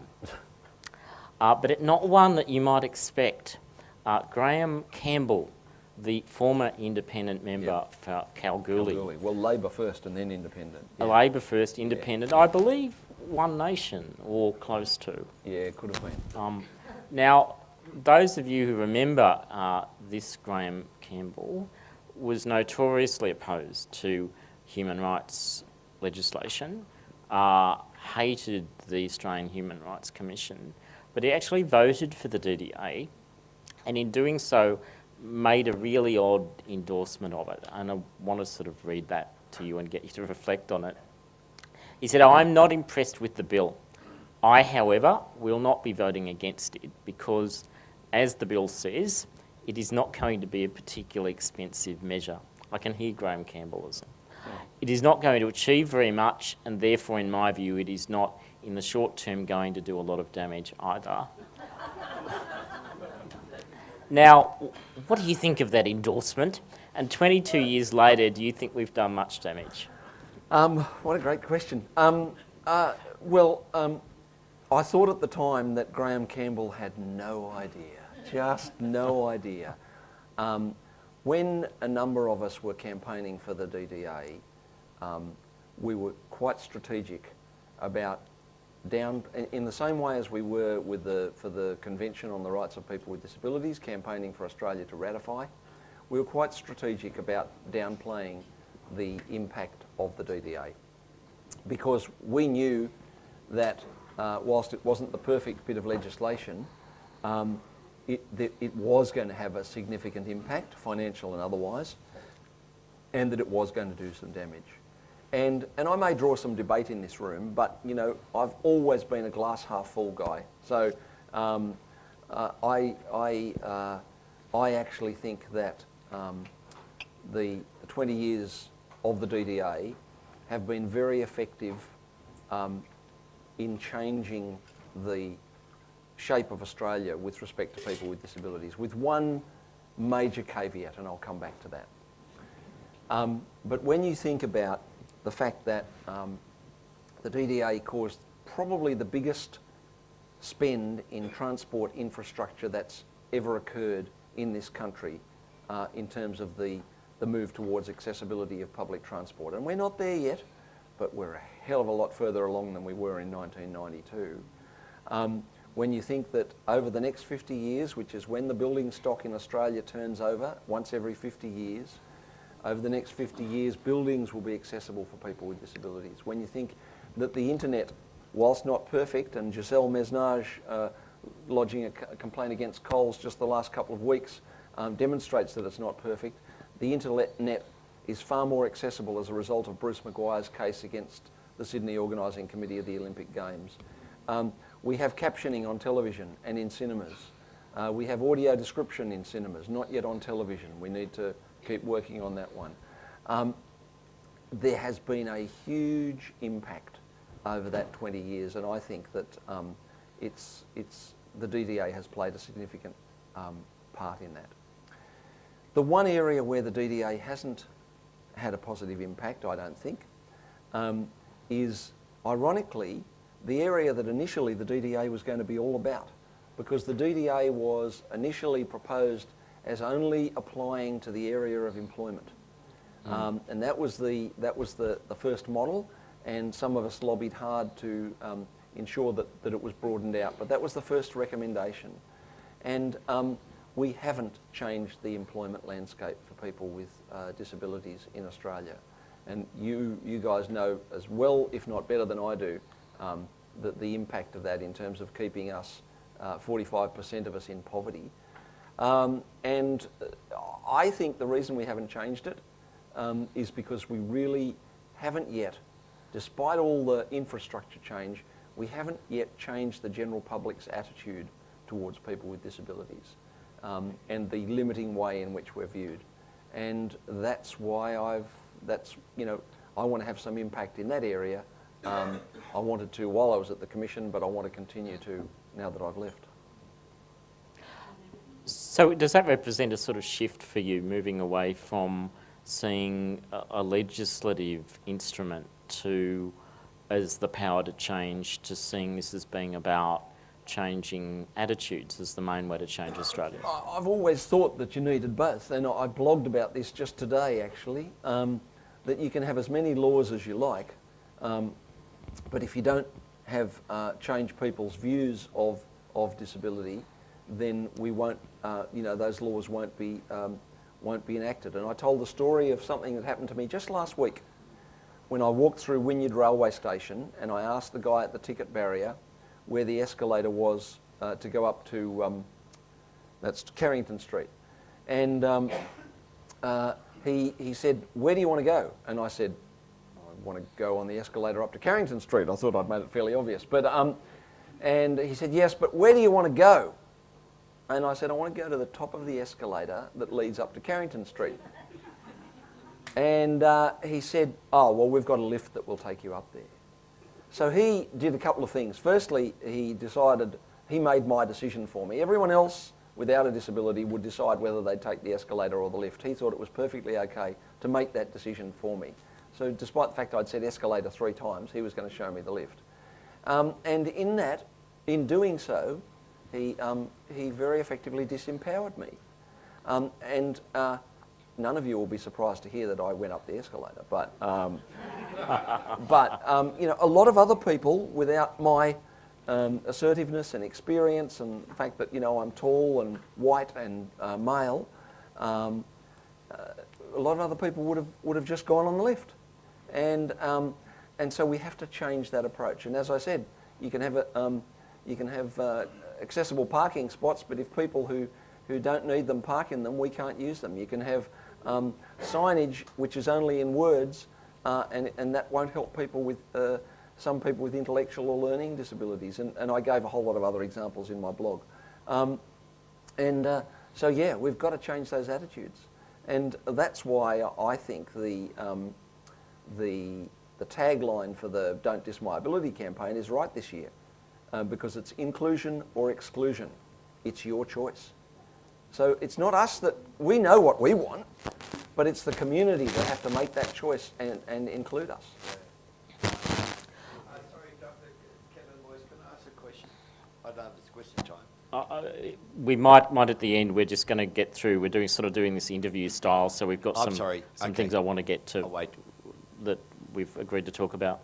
The other thing that's revealing, Graham, from 1992, the time of the DDA, was that and reading back into the parliamentary record, is that the coalition actually opposed the DDA and tried to get it shunted off to a Senate inquiry. Yes. Yet 2 years earlier, in the United States, George H.W. Bush, the sane one, the first George Bush, first one, signed into law an Americans with Disabilities Act. And now we have the coalition coming in and abolishing your position and defunding ABC Ramp Up. Why is it that in Australia we haven't landed the idea that disability rights is bipartisan? I don't know. I mean, look, I think it's hard to relate the coalition's opposition to the DDA to the actions of the Attorney General last July.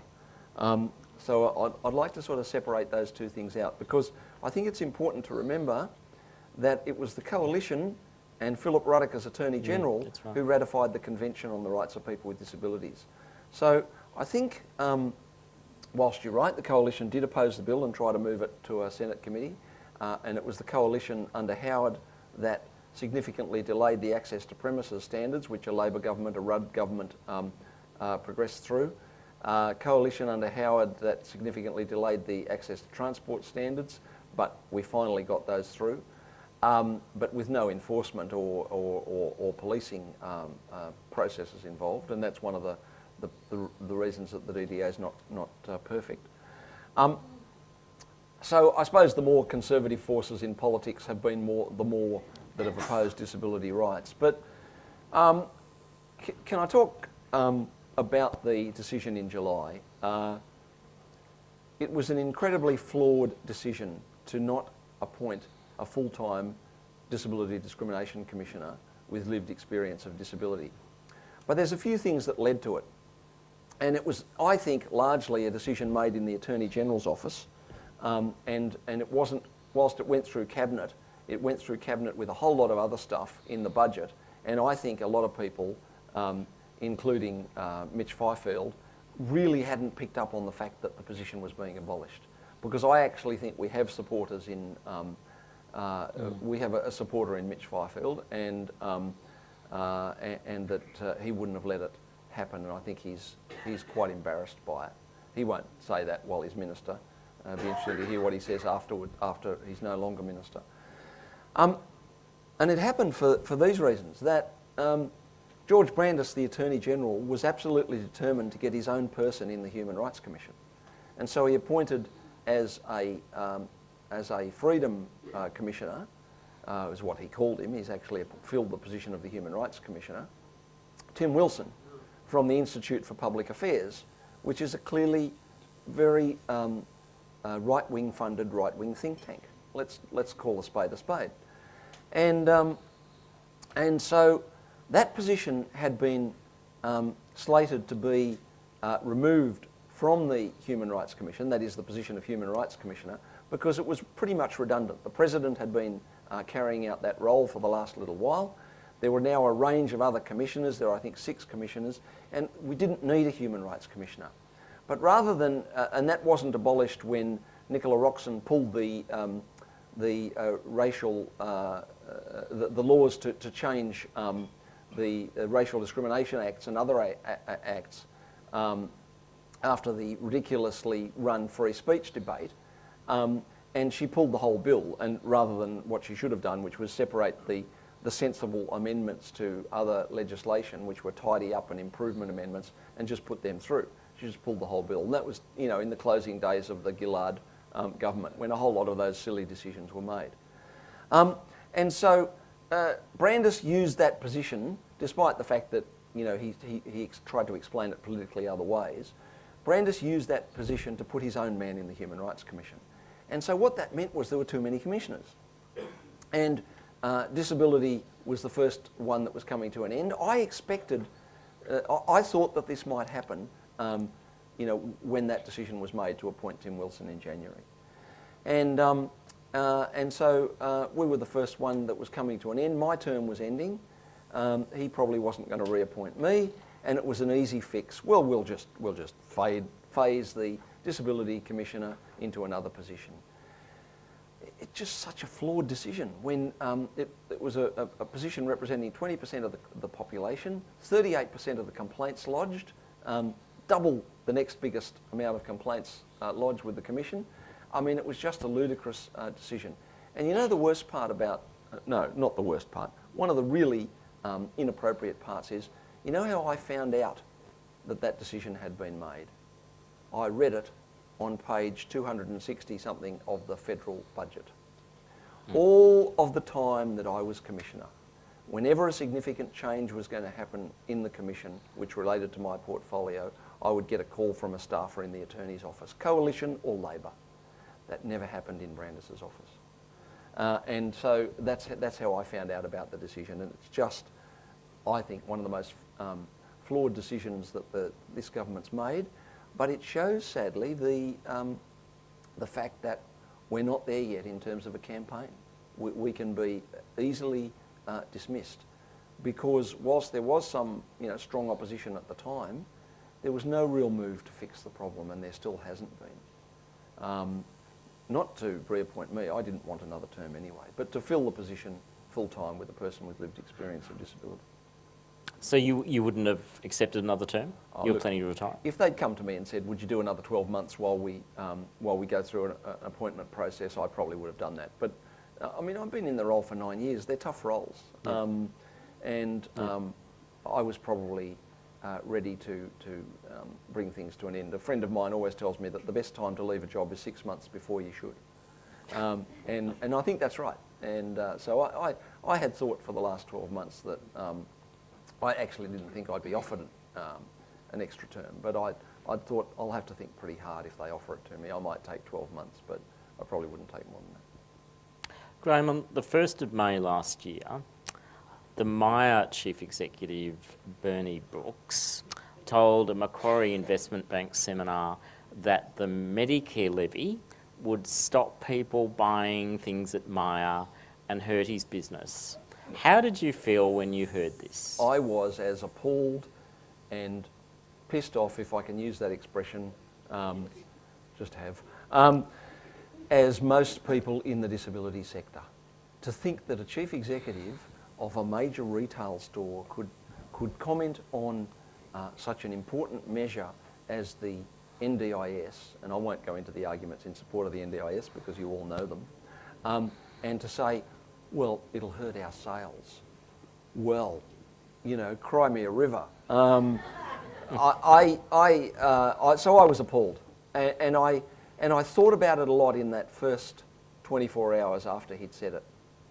And I actually tried to contact his office to say, Bernie, because I knew, having been president of Royal Blind Society and working to form Vision Australia, I knew of his and Maya's significant contribution to disability organisations. So it wasn't a comment made out of lack of charity. It was just a silly throwaway line when he was asked that question in an investors meeting, which I think he thought would never get to the media, and it did. And I saw the outrage on social networks, and I actually tried to contact his office and say, just go out and say, I should never have said this. I'm really sorry. The NDIS is really important. Maya is behind it, and end of story. So someone advised him in Maya to come out with this Clayton's apology, which was, we're sorry for anyone who may have been offended. You know, and I think actually that annoyed me almost as much as the initial comment. And I remember this really clearly because I was sitting in the Qantas lounge in Canberra Airport, coming back from Canberra, some meeting that I'd been at, sitting thinking, what are we going to do about this? And I had attempted to contact his office and not got through.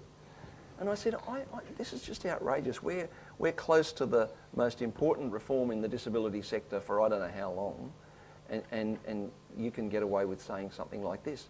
And so that's when I started the petition. And history tells the rest of the story. There was about 25 or 30,000 people signed onto that petition, and it got huge support. I think it just touched, the way I felt was the way that lots of other people felt. So was the petition, about a... I won't shop at Myer anymore. Frank. Do you shop at Myer, Graham? No, I haven't shopped at Myer since. I have not shopped at, made a very conscious decision. We actually had a Myer card, and I cut it up that day. and I have not shopped at Myer. Now, I can't vouch for the rest of my family. I think my 17-year-old daughter may have been in there a few times, but I have not walked across the Myer threshold. So was it the non-apology that made you do the opinion, do the petition? Yeah, it was. It was. It was the non-apology. Because I thought, look, he's had a chance and he's really stuffed that up. And in so doing, just dissed a whole lot of people with disabilities throughout Australia. Said, well, I really don't think... I mean, the effect of the apology was, I really don't think you should have been offended by my remarks, but if you were, I'm sorry. Well, I'm sorry, but that wasn't good enough. Did you have a moment where you've got the petition ready to go and you're about to launch it, your fingers sort of paused over the button? Yep. Did you have a moment where you thought, oh, this might be tricky? I had a moment where I thought, you're going to go close to a line here. And I thought, and I always used to do this, I tried to be really careful. I can't claim 100% success. I always tried to be careful when I sent any email that I thought was, angry or tough, and I just sit and think about it. And if I could, I'd actually sleep on it. But I knew I couldn't with this one, because if I was going to go, I had to go straight away. And I just thought, am I crossing a line here? What's the core of this issue for me? And the core of the issue for me was that I was appointed as the Disability Discrimination Commissioner to advocate for the rights of people with disabilities. And I just thought, I'm letting people with disabilities down if I don't push this button. And so I pushed the button. You sure did. So we'll fast forward a few weeks, and on the actual day of the launch of the NDIS, and there is a serious backlash underway. There's a statement from Paul McClintock Gillian Triggs is being grilled by Emma Alberici on the Late Line program. The nub of some of that criticism, particularly by the IBA, was that as a public official, you should not have been involved in what they called a political campaign. How do you respond to that? Well, the 6 commissioners, the portfolio commissioners, they call it the Human Rights Commission, are advocacy commissioners, and we don't have any opportunity to handle the complaints that are lodged at the Commission for the very reason that we're advocates. And I don't think what I said about Myer was any different to what I'd said about dozens of other employers with regard to, because I challenged them, as people will recall, to commit to 10% employment of people with disabilities as a real apology rather than a Clayton's apology. I had said that to dozens of other employers, and they'd gone away and thought about it, and many of them had started to do it. And I'd criticised Jetstar for their poor service, as I've done again this morning. I'd criticised other airlines. I'd criticised governments. I mean, that's why you have a commissioner, to say, hey, hang on, there's some rights here which aren't being followed through with, and you need to lift your game. And to try and run this line that commissioners could only be critical of governments is just a nonsense. Commissioners, through Tom Calmer, Mick Gooder, Liz Broderick, I could just go on, have been critical in their own areas. One of the tactical errors that I made about this process was after the petition was that I tried to be collegiate, and I let Gillian Triggs handle the discussion on the issue. And she took a tactical decision to just go quiet because it would blow over. And Paul McClintock, the chair of Myer, was never going to let that happen. He saw this, and he's linked closely with the IPA. He saw it as an opportunity to really beat up on human rights more broadly. So I was just the particular whipping person for that process. And I should have been far more assertive than I was. And in hindsight, that's where I made a mistake. I should have come out far more strongly and publicly, rather than letting Gillian handle it, because I think her softly approach just didn't work. But for Paul McClintock to do what he did on the 1st of July, which was the launch day of the NDIS, to have an editorial in The Australian critical of, in particular, the Disability Discrimination Commissioner and of the rights of people with disability, was either awesomely stupid or a calculated insult to the disability sector. And I actually think Paul McClintock is too smart for it to have been the first one. And I have always viewed it as a calculated insult to the disability sector, coming from a man who tends to operate in that way. He's a bully boy. And I should have stood up more than I did. Because these are both heavy hitters. Yep. Bernie's a heavy hitter too. Yeah, he is, but I actually think it was taken out of his hands pretty soon after the petition. I actually think, I've met with Bernie Brooks some years ago. I think Bernie Brooks and I could have sorted this out. And I think we could have come up with a far more positive conclusion for Myer and the disability sector. But McClintock wanted to play the tough guy and be the heavy hitter, and that's what he did. And look, I copped the brunt of that. I copped some flack as a result of that. Were you amazed that the petition got up to, was it 38,000? 38,000. 38,000 signatures. And do you think that says something about the way that disability is now sort of front and centre? I do. I think it says something about social networking and the power of it to the disability sector can harness. I mean, look, I've played a bit with social media and social networking, and there was an opportunity there, and I went for that opportunity. I mean, I know that. I'm not.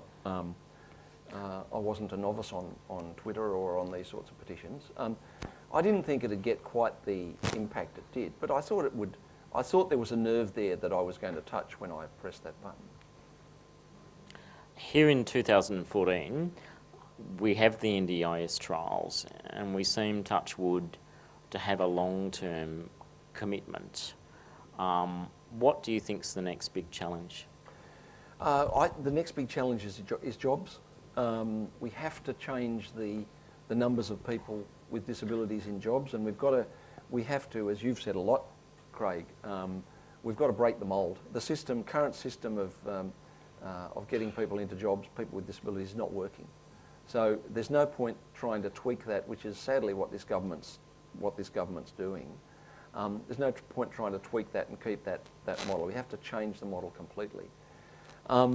I think that's the next big challenge, alongside the whole challenge of attitude change, and that's why I've lined up with the Attitude Foundation, because we have to break this view of people with disabilities, and I think the way we can do it, which is the way that Attitude wants to do it, is to have people with disabilities use the medium of television and the other media to tell stories about our achievements, about us doing work, doing community activities, and just doing life.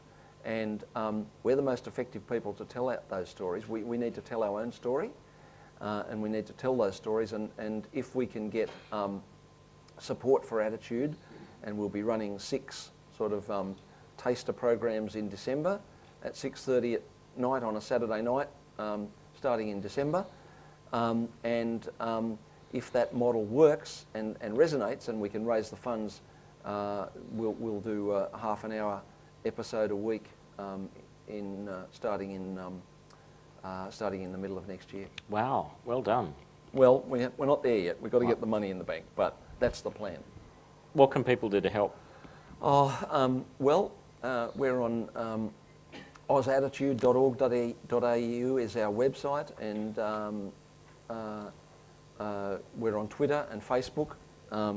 Attitude.org.au is the website, and OzAttitude on Twitter and Facebook. I should get my names right.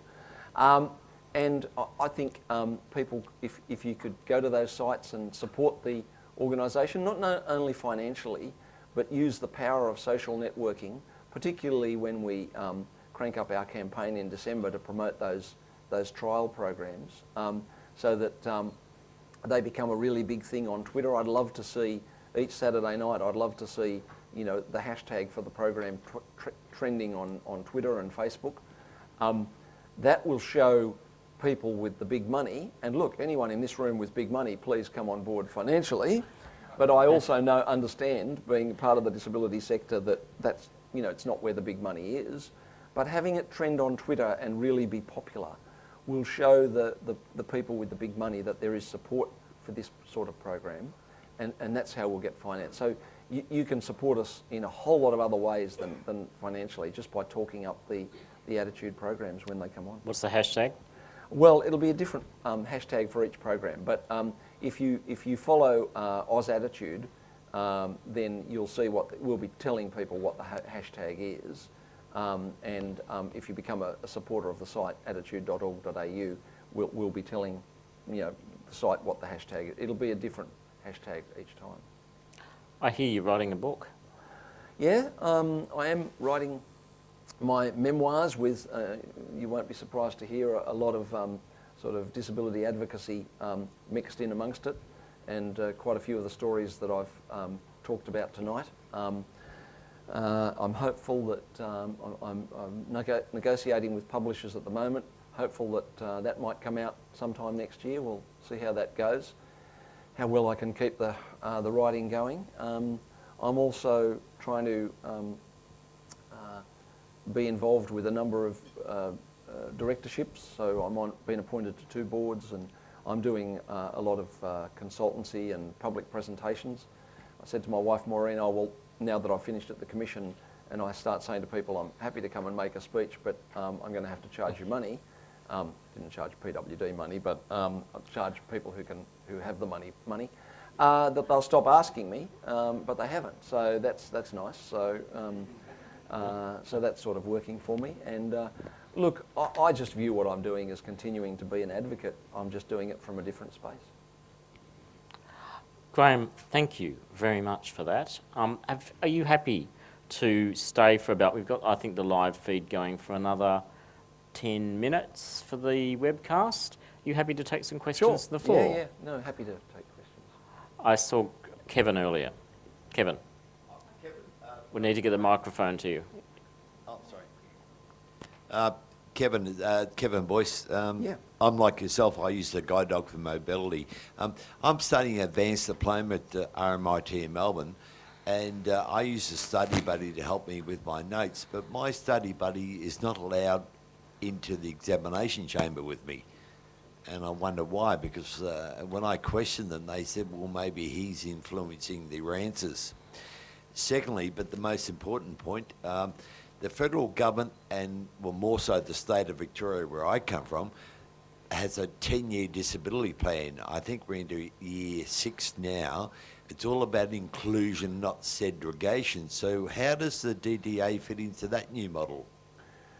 Well, look, on your first question, Kevin, I don't think that's one I can answer. That's an individual decision about your particular disabilities and the impact of those disabilities, and making sure that the impact of the exam is an equal test of your skills and of all the other candidates. So I'm not sure that I can comment too much on that one, except that it needs to be equal and non-discriminatory, clearly. But on your second question, I mean, I think the DDA fits into that very nicely, in the sense that the DDA gives us a tool to use if we are discriminated against. And look, I don't say it's the perfect tool, but it's a pretty good tool. And we can see there have been some pretty positive results as a consequence of its use. Not always, and you know, there's a few people, one in this room who I can think of, who perhaps haven't got the outcomes that they might have hoped for. But there's also a heck of a lot of others who have. And I'm not suggesting, for instance, that the DDA standards oughtn't to be policed and enforced. Of course they should be. But it is the model of discrimination law for other grounds of discrimination that we have across Australia. And I think it's an underutilised tool. I don't think we use it enough. And when you think about the impacts that it's had, I think it's got greater capacity. But I tend to agree with Craig that when you were commenting a couple of weeks ago, I think on the ABC, on Sydney ABC in the mornings, that you know, all of us know what it's like to go out into the world. We walk out our front doors, and Elizabeth Hastings used to say we swim in a sea of discrimination. She was the first Disability Discrimination Commissioner. And what was your phrase a couple of weeks ago? I called it the pervasive banality of discrimination. Yeah, and that's absolutely true. And that's what my little ticket barrier incident was. You know, a small issue in the scheme of things, but they build up and up and up, and it's really tough to fight that. So I get that it's hard, but we do have to keep pushing for inclusion. It's really important. Thanks for that. Stuart.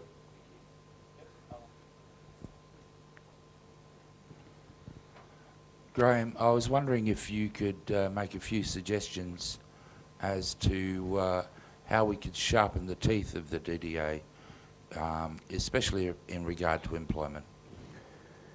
Well, you know, I think the DDA is the wrong tool for employment, because you can only use it when the employment relationship is damaged, usually fatally damaged. Because an employment relationship is a relationship of trust between an employer and an employee. And if the employee has lost so much trust that they feel that they have to lodge a complaint to an independent body, the relationship's probably terminally damaged, and the best thing is for the relationship to end and for the person, you know, to work somewhere else. So I'm not sure there's a lot you can do which will help with employment. I think we've got to change attitudes and approaches to getting people into jobs, and the more numbers we get, the more effective we'll be. In terms of other things in the Act, I would give the Commissioner the right to lodge complaints on behalf of people or groups of people. I think that'd be a very powerful weapon, so the Commissioner could initiate complaints.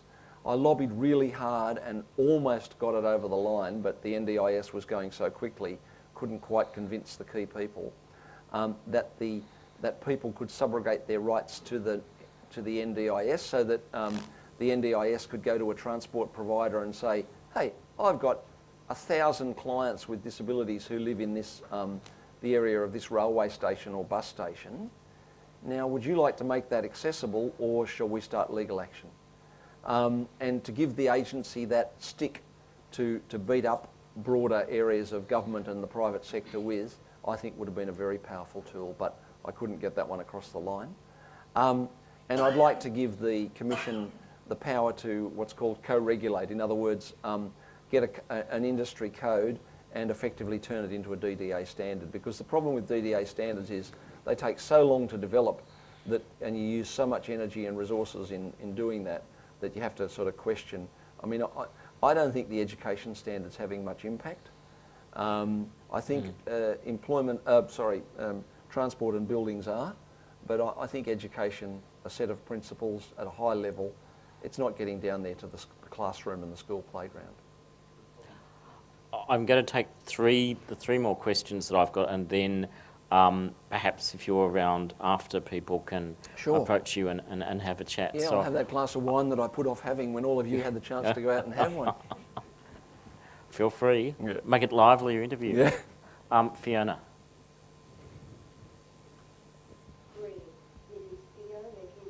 G'day, Fiona. For another amazing speech. In my personal experience, I have experienced a greater prejudice within disability services than I have outside in the big wide world. Do you think that is true across the board?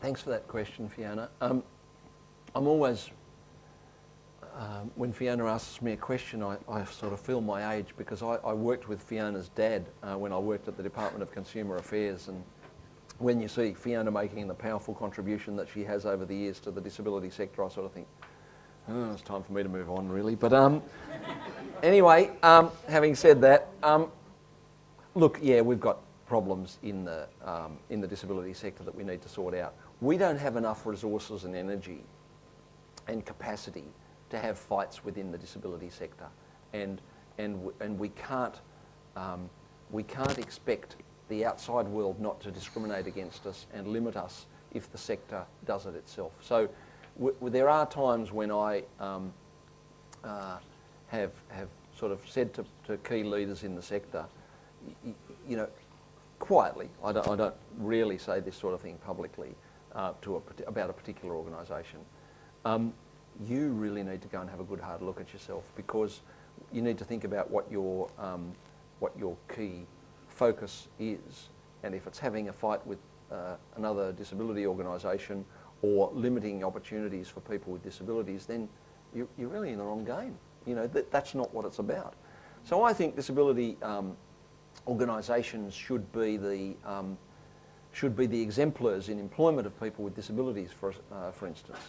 I've just become president of an organisation, and we're advertising for a new chief executive. And I am determined that we will find a person with the disability that the organisation represents in that role. We have to. If we can't employ people with disabilities, how can we go out and say to other people that they should? So yeah, you cannot be what you cannot see. Here. Who can imagine infighting in the disability community, by the way? Yeah. Sam.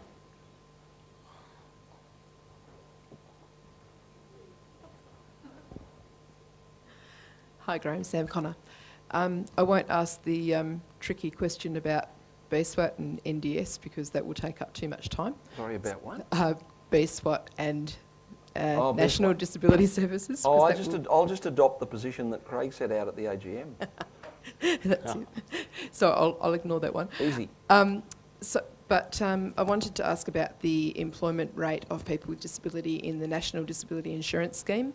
The report's just come out to say that they have 10% of people with disability, and I'm aware that for some states their bilateral agreement means that only public servants can be employed under their agreements, and I know that you're a passionate advocate around employment of people with disability in the public service, and know that it's incredibly low. I'm just wondering, there's more people who have lived experience, which is the term that they're using for family members of people with disability, but I'm wondering what your position is on the 10% and whether it's enough, and also whether we need more people at the helm of the organisation. Well, 10% is a good start. That's my position. It's a good start, but it's not there. I mean, when they're at 10%, as is the Department of Health, you know, across the Commonwealth Public Service it's 2.9. So the NDIA are way out in front, aren't they? But so they should be.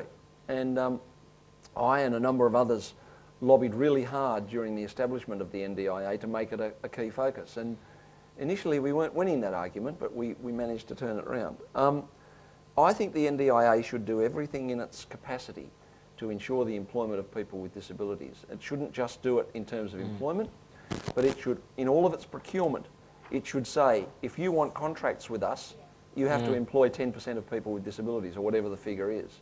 And it should not buy products from organisations that don't do that. And it should only buy products which are accessible. And the broader government should do that. Commonwealth and state government should do it. I'm at the moment talking with the New South Wales government about putting that in their inclusion plan.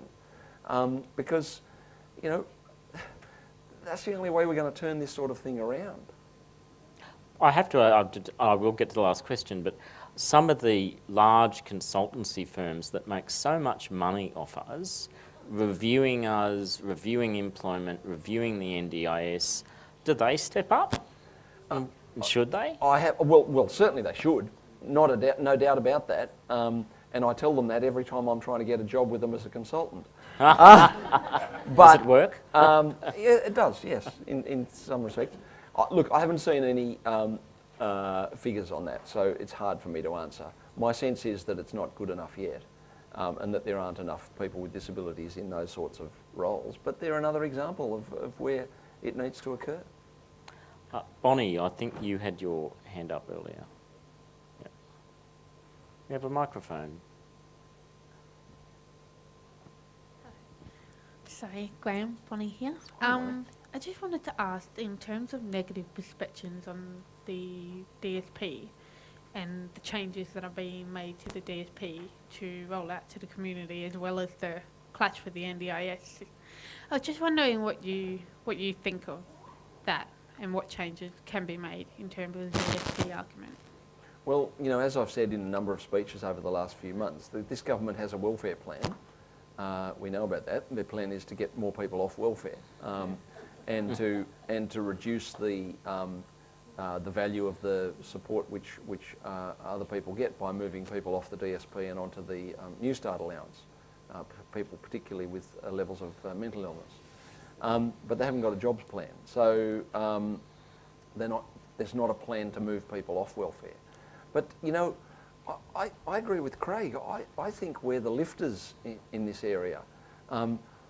We're all, those of us who have been able to find the opportunities are out there lifting. I mean, people with disabilities. We're out there, you know, whether we're lifting in the workforce or lifting in our community activities or lifting in some other way. And I'm yet to meet, in all my time in the disability sector, I'm yet to meet someone who wants to be on the DSP. You know, who'd want to live on less than $20,000 a year. So people are there because there's no alternatives. And so in that sense, there's no real plan. And while there isn't a plan, you know, the 45% of us in or near poverty is going to remain. And that's why, you know, we need politicians to step up and take some real leadership on these sorts of issues. In terms of employment, we need people to break the mould about getting people into jobs. And I actually have been saying that I think what we should do is we should say to major employers, all right, you reckon you can employ people with disabilities, you're willing to take it on, and I'm talking about where the CEO steps up and says, yes, I'm ready to do this, like Gail Kelly did and previous CEOs in Westpac. What a loss Gail Kelly's retirement is to the diversity and disability sector. But I think we should say to them, okay, here's a bucket of money, here's your KPIs, just go away and do it. And in 12 months come back to us and report. Because what we're doing now is not working. So I think government needs to get out of the way and let the sector, or the chunks of the sector that put their hand up, go away and do it. I think Just Do It has just become a hashtag on Twitter, or it should. Yeah. Members, please thank Graham Innes.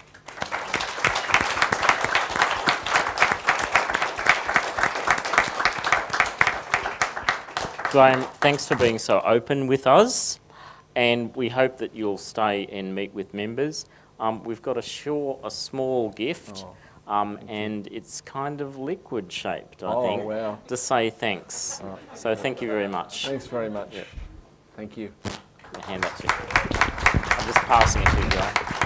Thanks very much. Cheers, no worries. Before we wrap up for this evening, we've got some other presentations that we want to make to acknowledge people. We want to, especially I want to acknowledge all of our retiring board members by name. So Fiona, Christy, Irene, Susie, Nigel, and Alex, who was co-opted onto the board.